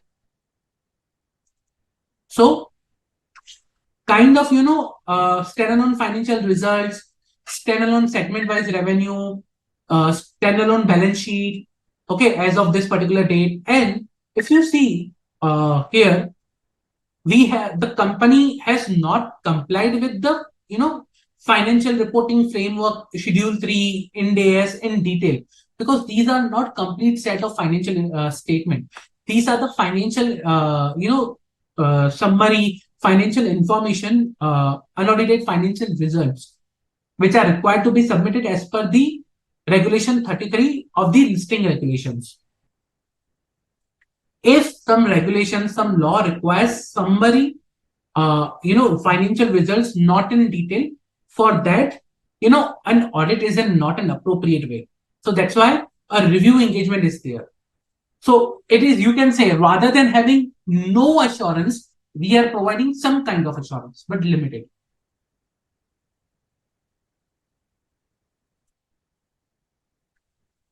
Clear? Any doubt till now? So that was review engagement. Now, as I told you, review engagement are of two types. One, it could be either engagement to review historical financial information under SRE 2400, and another one is SRE 2410, that is review of interim financial information, where the review is performed by the independent auditor.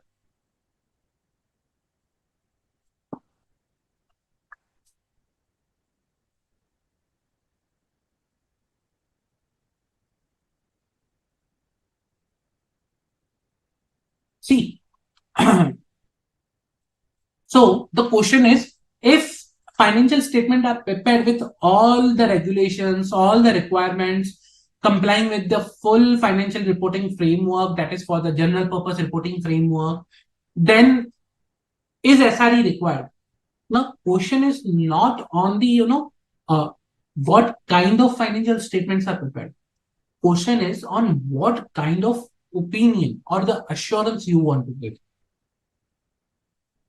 Okay.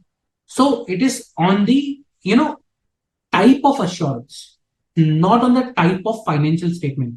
Do not attach this kind of engagement with the type of financial statement, rather with the type of assurance. When I talk about SA, we are talking about audit. That's a reasonable assurance. When I talk about SRS, I'm talking about no assurance at all.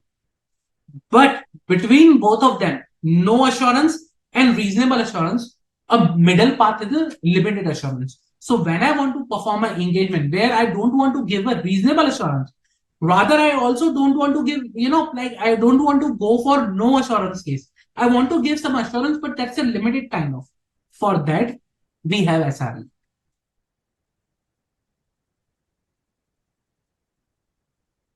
I hope I'm clear. So if I talk about on a scale, okay,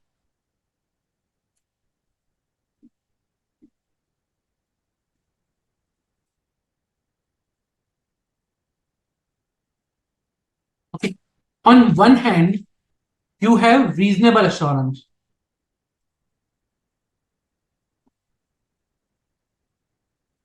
On another hand of the scale, you have no assurance.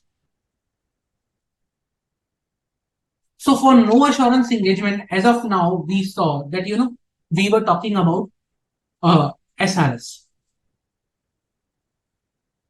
standard on related services. For reasonable assurance, we have SA, standards on auditing. But what if we want to give some assurance which is in somewhere in between of no assurance and reasonable assurance? For that, we have SRE, which helps us to give limited assurance.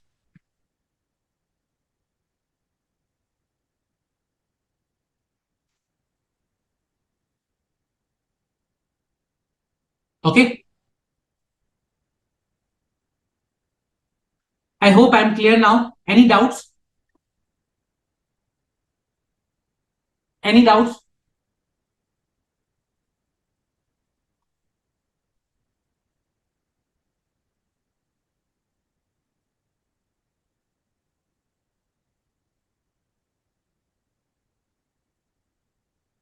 Okay. Now, if no further doubts, then let us understand few more things on the, about SREs and how this particular SRE 2400 is different from SRE basically 2410. 2410 is kind of, as I told you, is a specific scenario. Okay. Means that is when a review of interim financial information is happening. Interim financial information is happening, which is performed by the independent auditor of the entity. Okay. If that is a scenario, then this specific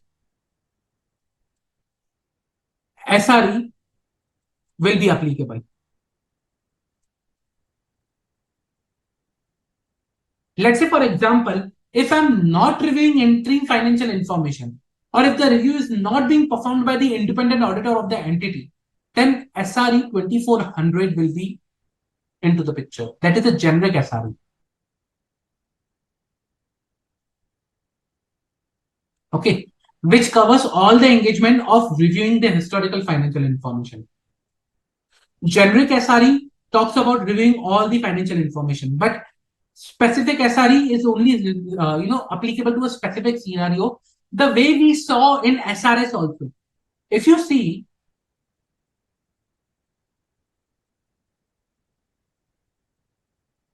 SRS 4400, it is engagement to perform agreed upon procedures regarding financial information.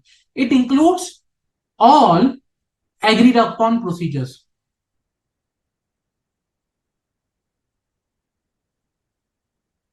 Okay, it's a generic one. But when I talk about 4410, it talks about compilation engagement, specific compilation engagement. This is specific to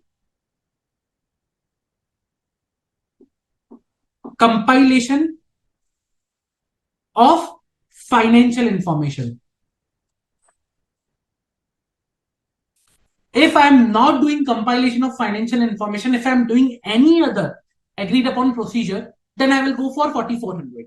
Otherwise, I will go for 4410 if a compilation of financial information is there. Same way, you have a first generic one, that is SRE 2400, which is a generic SRE which talks about all the review of historical informations, all the limited assurance engagement kind of things.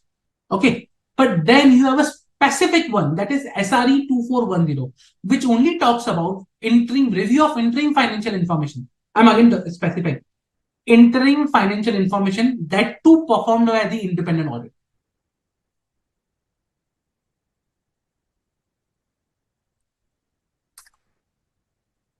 Now there is a question, can limited assurance be a positive assurance? No. So see, when you use the wordings in a negative form, okay, let's say for example here, when I use a wording in a negative form, that nothing has came to my attention. Again, I say that nothing has came to my attention, basically. Sorry. In that case, I am basically referring to a negative assurance, and that makes it as a limited assurance. So I'll highlight it again. Otherwise, if you use a positive one, okay, if you use the positive assurance, if you use the positive wordings, then how it will become a limited assurance? So here, whether anything has came to the practitioner's attention, okay, that causes practitioner to believe that the financial statement are, again, now this is a very important word, not prepared in all material respects. This is a very important word. Okay.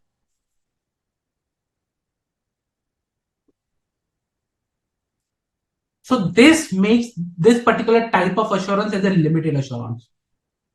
If I remove the word not, then there is no difference between the audit and the audit wordings and the limited review wordings. Then how can you say that's a limited assurance? Negative assurance makes this as a limited one only. I hope I'm clear.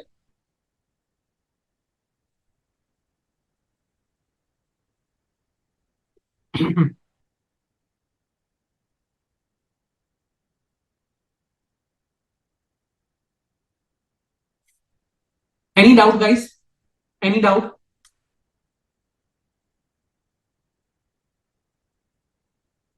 Okay. During SRE 2400, we will use the term practitioner because he can be an auditor, he cannot be an auditor. Like, both scenarios are possible. But when we will use SRE 2410, when we will see SRE 2410, we will use the term auditor. Okay. So for SRE 2400, we will use the term practitioner. For 2410, we will use the term auditor. Now, when I again, let's see the definition of review engagement. Again, that what we have already discussed. So review is a limited assurance engagement. Is a limited assurance engagement. Okay. So when I talk about limited assurance, is a level of assurance obtained where the engagement risk is reduced to a level that is acceptable in the circumstance of the engagement, but where that risk is greater for the reasonable assurance engagement. Means for a limited assurance engagement, I have reduced the risk. Now, but if I take this reduced risk for the reasonable assurance engagement, that is greater. I cannot accept for a reasonable assurance engagement. Means the procedures, the assurance evidence, okay, the level of evidence that I will obtain for a limited assurance engagement will be reduced. But can I use that reduced level of audit evidence and limited, reduced level of audit procedures for obtaining reasonable assurance? Answer is no. For that I require a greater level. Okay. So limited assurance is a level of assurance obtained where the engagement risk is reduced to a level that is acceptable in that circumstances. Means I have reduced the risk. Why? If I reduce the risk, I need reduced evidence. I need to perform less audit procedures. So that's why I reduce the risk. Okay.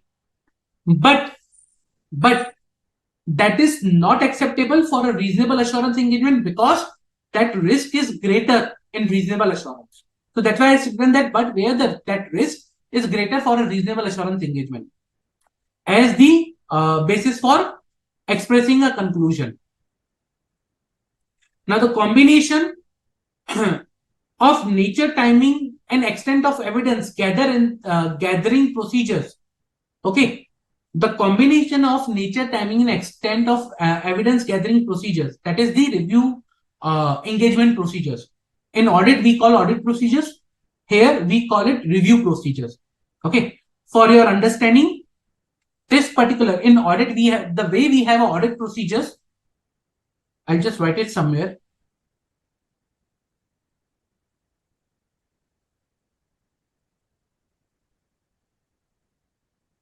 For audit, we have audit procedures.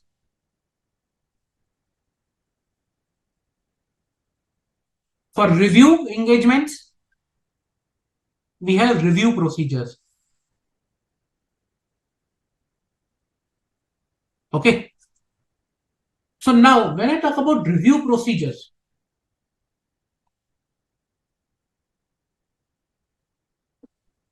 just a minute.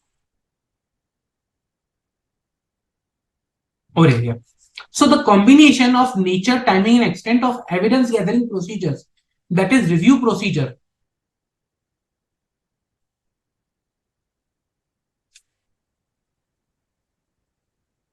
Okay. Is least sufficient for a practitioner to obtain meaningful level of assurance. Okay. Is least sufficient means it's not sufficient. Review procedures is not sufficient to obtain meaningful level of assurance. Meaningful level of assurance means reasonable assurance. Okay. To be meaningful, the level of assurance obtained by the practitioners is likely to enhance the intended user's confidence about the financial statement. That is a reasonable assurance. That is reasonable assurance.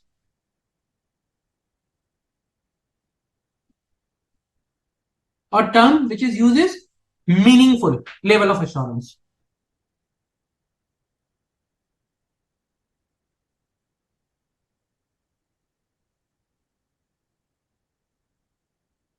So if I redraft this sentence, it says that review procedures are not sufficient. Least sufficient means are not sufficient for the practitioner to obtain reasonable assurance. That we know, simple.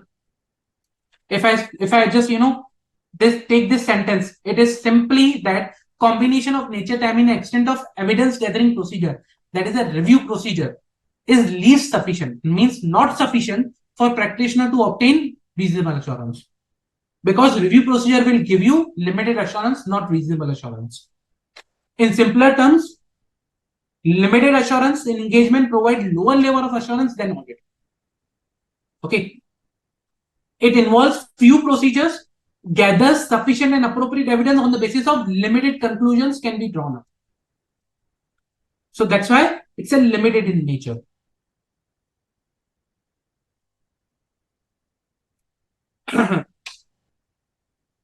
So now we will first see that SRE 2400. Again, the question comes is whether SQC is applicable to SREs. Answer is yes. SQC talks about all engagements. If I go to SQC, if you go for the name, it says that review of historical financial information. This is nothing but your SRE. So SQC also covers SRE.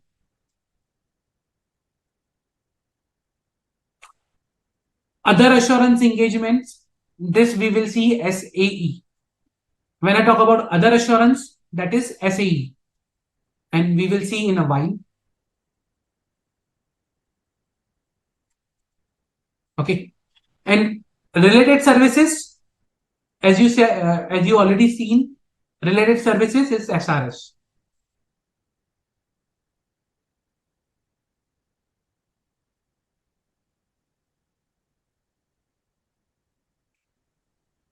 Audits we already know. This audit we already know. It's SA based. So SQC covers everything. Audit, review of historical financial information, other assurance, and related service engagement. SA, SRE, SAE, SRS, everything.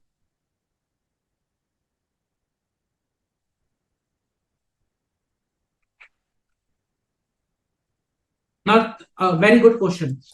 In an audit where we are required to, like, in an audit in a given scenario, if let's say, for example, if we have to issue a disclaimer of opinion, can we issue a limited review opinion, limited assurance review opinion?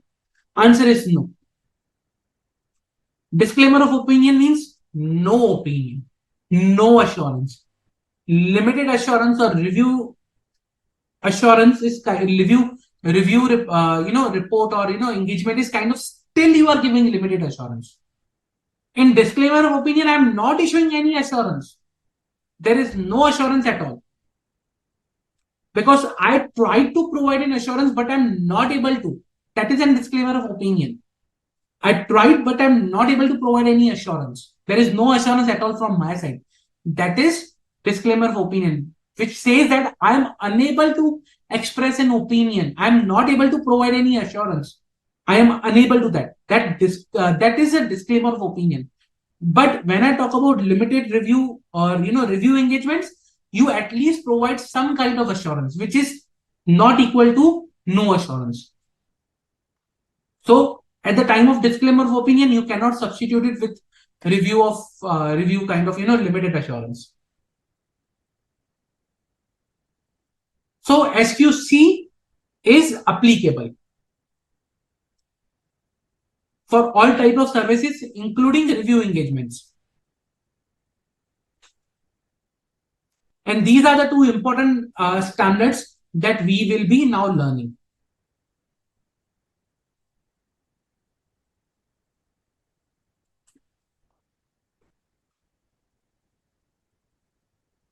Okay. Coming to now SRE 2400. The first standard that I want to start, SRE 2400. Now, this kind of standard deals with an engagement where the responsibility of practitioner, okay, is to review the historical financial information. Here, the responsibility of the practitioner is to, review the historical financial information.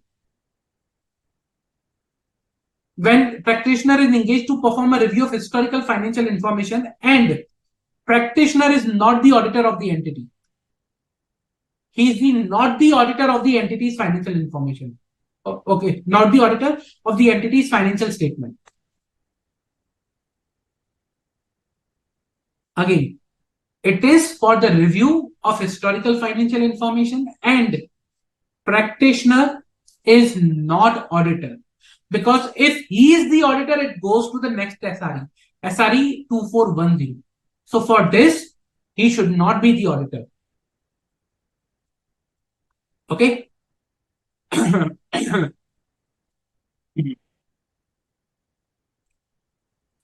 Second thing, this SRE deals with the form and content of the practitioner's report. So they provide a guidance on the practitioner's report. So first, it establishes the responsibility of the practitioner. Second, it provides the guidance on the form and content of the practitioner's report. Now, if the practitioner is the auditor, then it will go to the SRE 2410. Okay.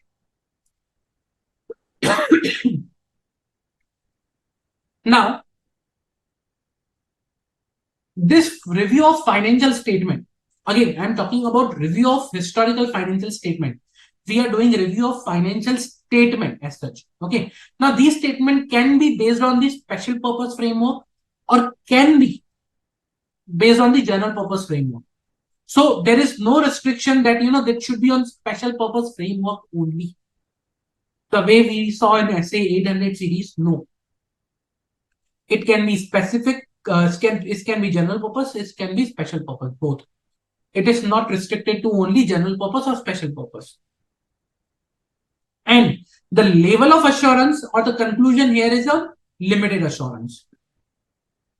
Okay. Here, the primarily, the practitioner performs inquiry analytical procedures to obtain sufficient and appropriate audit evidence. Practitioner performs primarily inquiry and analytical procedures. That's it. Inquiry and analytical procedures. I'm not going with the sample testing, substantive procedures. No, I'm not performing that. I'm only doing inquiries and analytical procedures. Okay.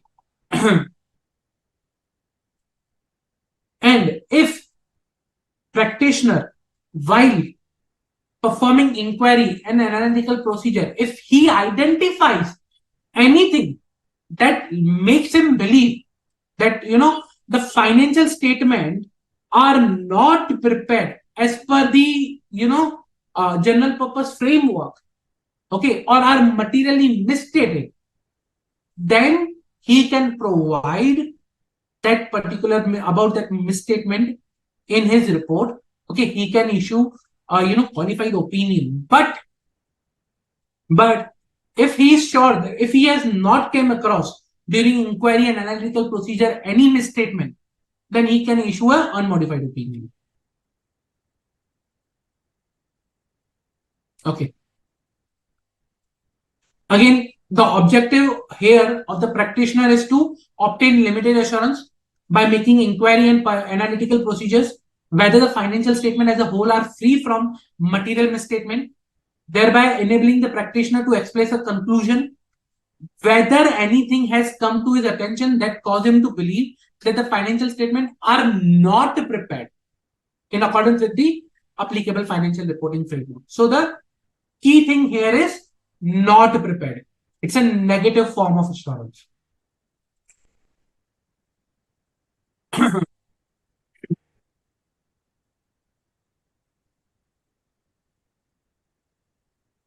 Okay. Now, where, okay, a limited assurance cannot be obtained. Okay. If after performing analytical procedures and inquiry, okay, if the practitioner is not able to obtain, okay, limited assurance, and if the practitioner is also not able to issue a qualified opinion because he is, kind of in a situation where he is not able to identify what level of material misstatement is there. Okay. Means a modified conclusion is not sufficient.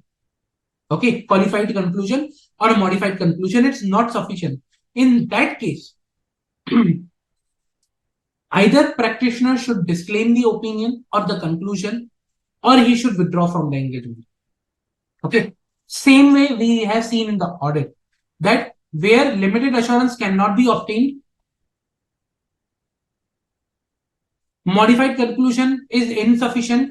In that case, practitioner either disclaim the conclusion or, where appropriate, withdraw from the engagement if possible.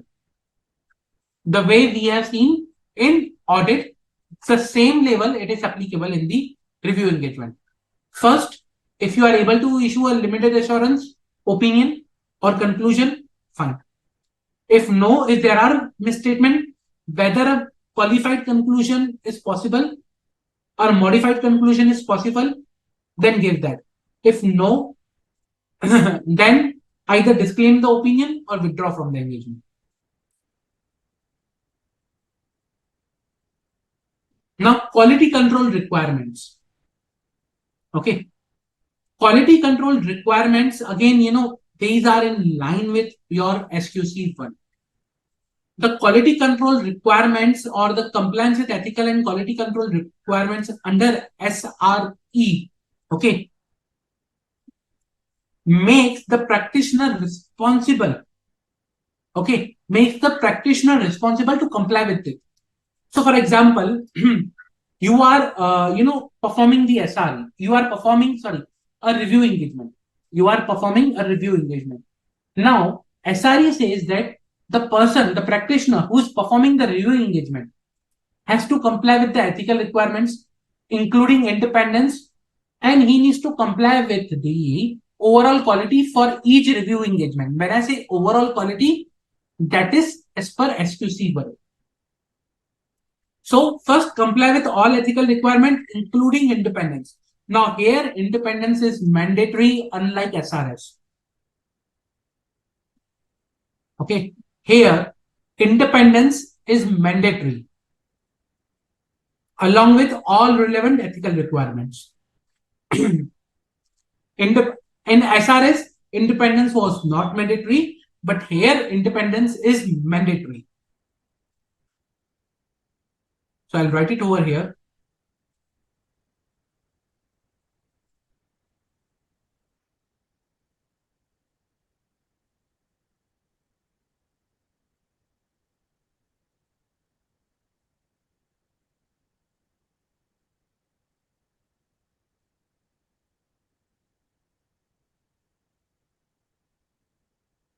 Independence is mandatory in SRE, unlike SRS.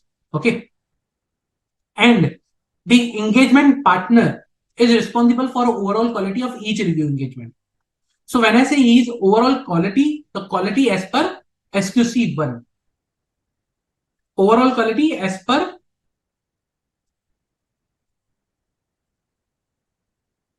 for each review engagement.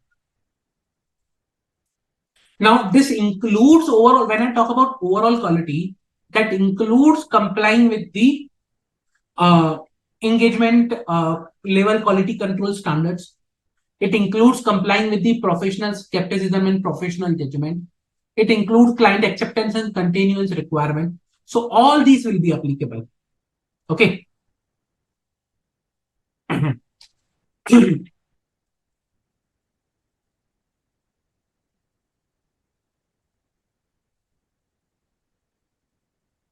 Now, when I talk about engagement level quality control, okay, first he needs to take overall quality responsibility, the practitioner, which includes my client's acceptance and continuance, where the practitioner, okay, with respect to the client's acceptance and continuance of client relationship in review engagement, the practitioner needs to make sure that the conclusions which are reached with respect to acceptance and continuance are appropriate. Okay.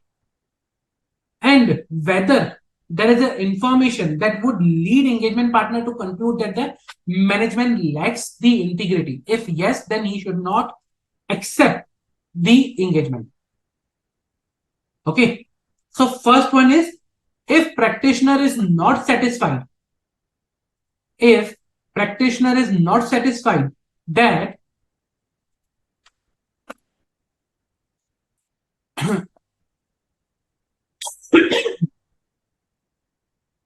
if practitioner is not satisfied that there is a rational purpose for the engagement, okay, there is a rational purpose for the engagement, means there is some purpose for the this particular engagement, okay, which is appropriate in the circumstances, like it is not something limited review or the review engagement is being performed instead of audit. So there is a purpose, rational behind the engagement. It is not to avoid the audit, but it is something else or some other requirement is there. Okay. And the assurance engagement, this particular assurance engagement is only accepted when the engagement exhibits certain characteristics that are necessary for the for achieving the objective. And these characteristics we will understand in a while. Okay. Number two, the review engagement would be appropriate in the circumstances. Appropriate means we are doing review engagement where there is required. Again, rational purpose and where appropriate in the circumstances, we are doing review engagement. It should not be the case that we were supposed to perform audit and now we are performing limited review.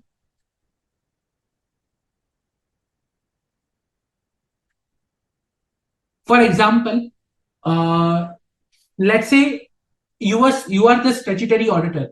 Can you issue a limited review opinion or a conclusion at the end of the year instead of a reasonable assurance opinion? Answer is no. So appropriate in the circumstances means that we are supposed to issue another kind of opinion and we are not supposed to issue a limited review opinion. Okay. If such kind of opinion is required, not a limited review opinion, then review engagements are not appropriate in the circumstances. For example, audit, where we were supposed to do audit, but can we do a review engagement? Answer is no. Okay. We were supposed to issue, opinion, let's say tax audit. For tax audit, can we do review engagement? Answer is no. For GST audit, can we do review engagement? Answer is no. So it is not appropriate in the circumstances to perform the review engagement because the engagement requires some other kind of opinion depending on the circumstances. So first, there is a rational or purpose for the engagement, means I am required to do the engagement or the engagement is done based on some law, requirement, regulation or something like that. Second, it is appropriate in the circumstances, means some other level of assurance is not required. It would be fine if I issue a limited assurance. Then practitioner has to believe that relevant ethical requirements, including independence, are complied. If he is not satisfied, then then he should not proceed ahead. Okay. Then practitioner preliminary understanding of the engagement indicates that review engagement is appropriate. If he thinks that the review engagement is unlikely to be unavailable or unreliable, then he should not accept. Okay. If practitioner has doubt about management integrity, okay, or proper performance of review engagement, then he should not accept. These are the conditions where practitioners shall not accept a review engagement. Okay. Where practitioner believes that there is a limitation on the scope of practitioner's work in terms of proposed review engagement. Okay. And that limitation will result in practitioners disclaiming a conclusion on financial statement. In that case, he should not accept. So either if the practitioner is not satisfied with the rationale, he thinks the review engagement is not appropriate, he thinks that independence or relevant ethical requirements will not be met, he thinks that review engagement is will be unreliable or unavailable, he thinks that there is a integrity doubt about the management's integrity or proper performance of the review, or he thinks there is a limitation on the scope which will result in disclaiming the opinion. In that case, he should not accept the engagement. Clear? Any doubt with respect to the factors which can lead the practitioner for not accepting the review engagement? So these are the factors which may impact the practitioner from accepting the engagement.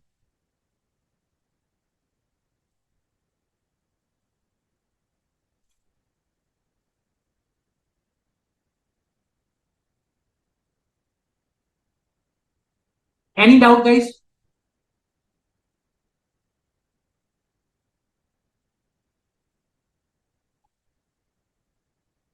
Any doubt?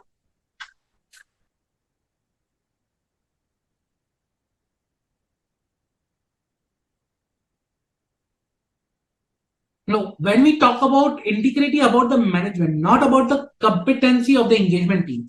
Competency of the engagement team is when you have to, comply with the relevant ethical requirements. If you have to comply with the ethical requirement, competency is one of that particular category. So when you go for complying with the ethical requirements, you check competency of your engagement team.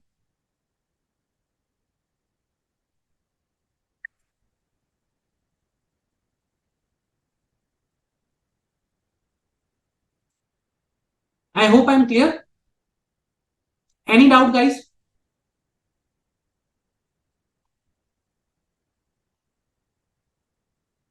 Any doubt?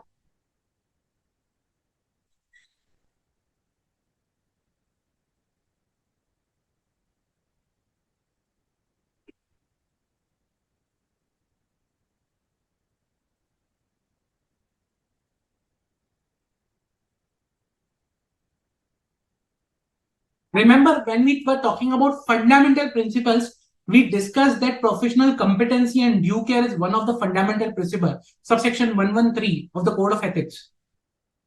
Okay. So at that particular point in time, if I have to comply with relevant ethical requirements, which includes my fundamental principles, that includes professional competency and due care of my team. Plus, we will see, okay, more on the quality control. Or the kind of preconditions for accepting a review engagement. In a preconditions for accepting the review engagement, we will also see about the our responsibility, whether we are able to comply, we are able to provide that much time and resource as required. Okay, so we'll see at that particular point in time. But as of now, when I talk about the conditions which impact the acceptance and continuance of the client relationship, are these conditions.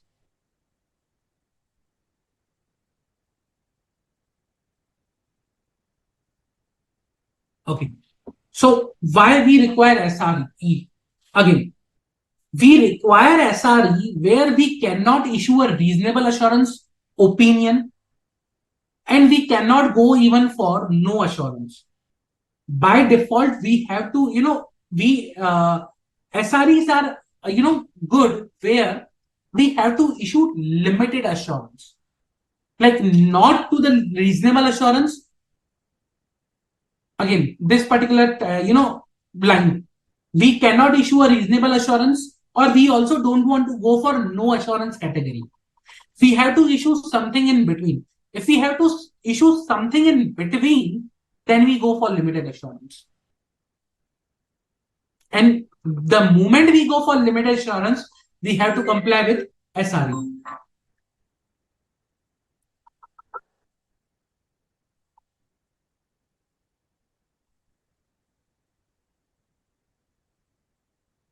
Clear? Any doubt?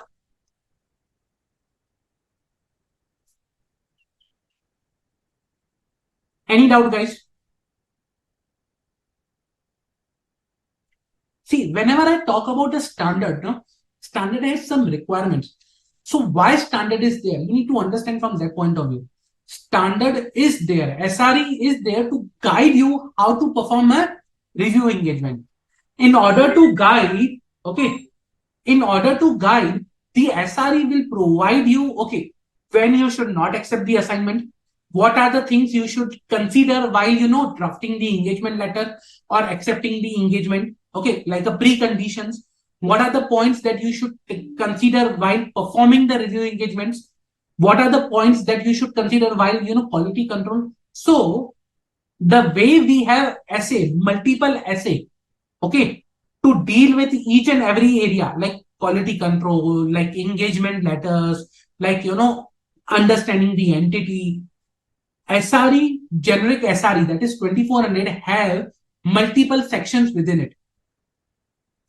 So the section that we were referring as of now, okay, kind of this compliance with the ethical requirement and in the engagement level quality control is equivalent to kind of, having SA 220 and, SA 200 for audit.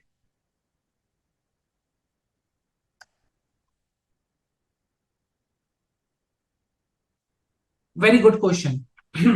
Are there any engagement where the auditor issues absolute assurance? Do you know any such engagement where an auditor issues an absolute assurance? Rather, I'll change the word. Do you know any engagement where the practitioners issue an absolute assurance?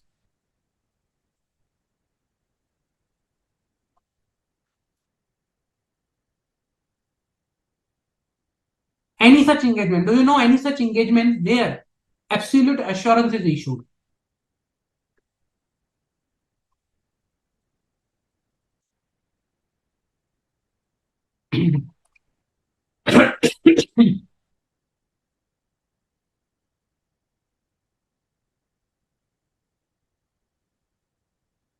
Come on, guys.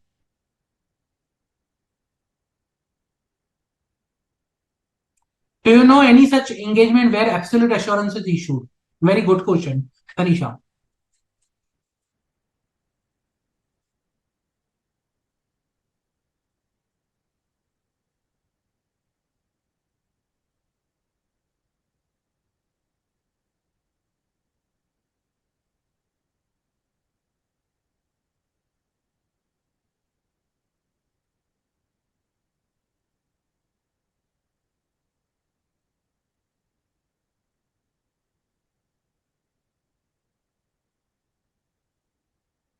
Come on, guys.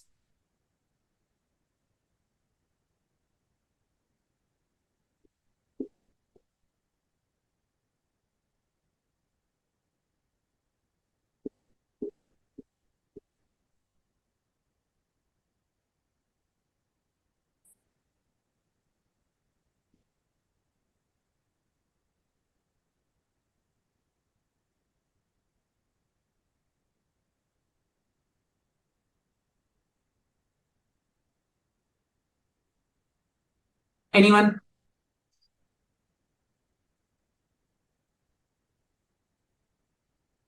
Okay.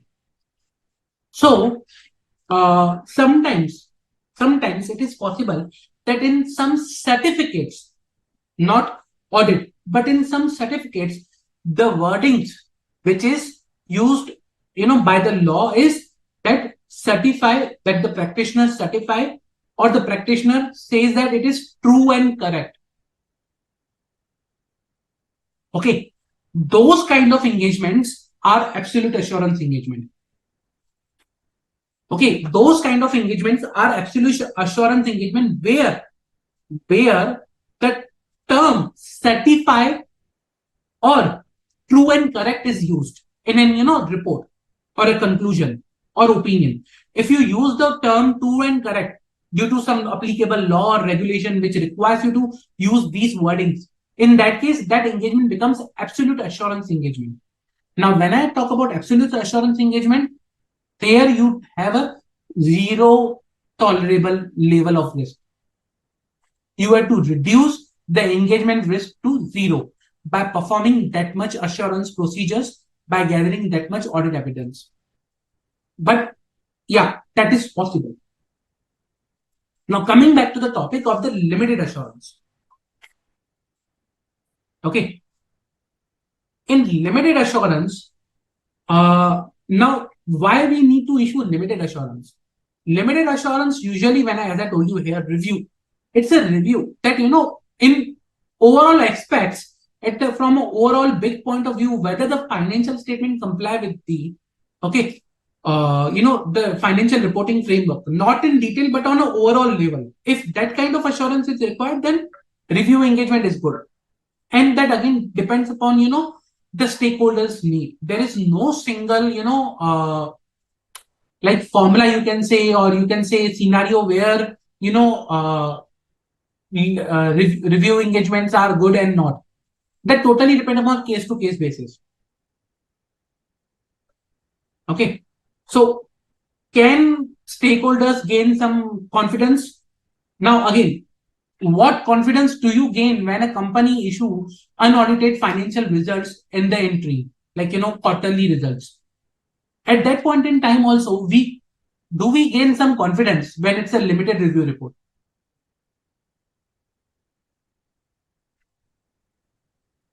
Okay. So that is a question you need to ask, and that question depends from the stakeholder to stakeholder and need to need. There is no single answer to that.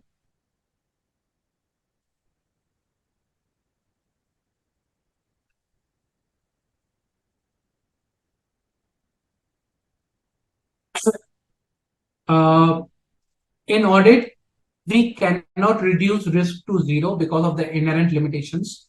In audit, it is not possible. Audit cannot be of assurance.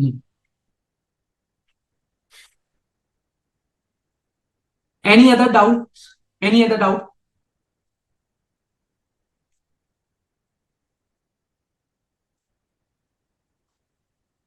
Any doubt, guys?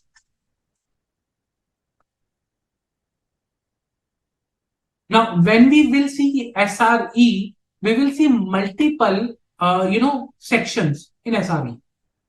For example, this is was with respect to the ethical requirements, engagement level, quality control. Then we will see preconditions for an accepting and review engagement. Same way we have in SA 210. This was on the same line SA 220 and SA 200. Then we will see agreeing to the terms of engagement. Again, SA 210. Okay. Then we will see materiality, SA 320 like things. Then you will see when we'll discuss about the inquiry and analytical procedures, why they are important, how they are required to be performed. Okay. Procedures to address specific circumstances. So kind of SA 500 series, something, on a similar lines. Use of work performed by others. Okay. So whatever we have learned in an audit, but that will be applicable in a different way in relation to the SRE. But these will be the same topics that we will be discussing in SRE. Written representations, evaluating evidence obtained from other audit procedures, okay, forming an opinion, content of the report, what should be, the minimum content of your report, expression of opinion. So we will be discussing in detail each and every segment of SRE. And this SRE 2400 guides you for each and every element of your engagement, starting from engagement letter accepting to the reporting, and including your performance of procedures, gathering of audit evidence, materiality, issuing of opinion, and then whether subsequent events, how subsequent events impact your SRE engagements, and a lot of things are there to be discussed. But this is just a start and to give you a glimpse what SRE engagement or review engagements are. In next lecture, what I want is, before coming to the next lecture, okay, and that is, I think, 5th Friday. Yes, Friday, 5th January. Next lecture is there. Please read SRE 2400 thoroughly. It will be easy for you to understand if you read in detail. Trust me. Have a reading of this SRE. I know there will be a lot of doubts. Park your doubts, because as and when we'll go through the SRE, your doubts will get cleared. And if still you have doubts, you can ask. But please read well in advance, so that when I will be explaining SRE, you will get a good understanding if you have read it already. And very important, this is for the first time you are having this particular topic. Okay, so this is, I know, new to everybody, limited assurance, limited review kind of thing, new to everybody, but I want you guys to have a reading of this well in advance so that you can get a good understanding. Okay. Also, in the next lecture, please, ask all your doubts, whatever you have. Go through SRS, what we have discussed today. Okay, do a revision, perform some, questions, do some question solving. Okay, and then come up with your doubts. I'll be happy to resolve your doubts. Okay, any doubts for now? Any doubts?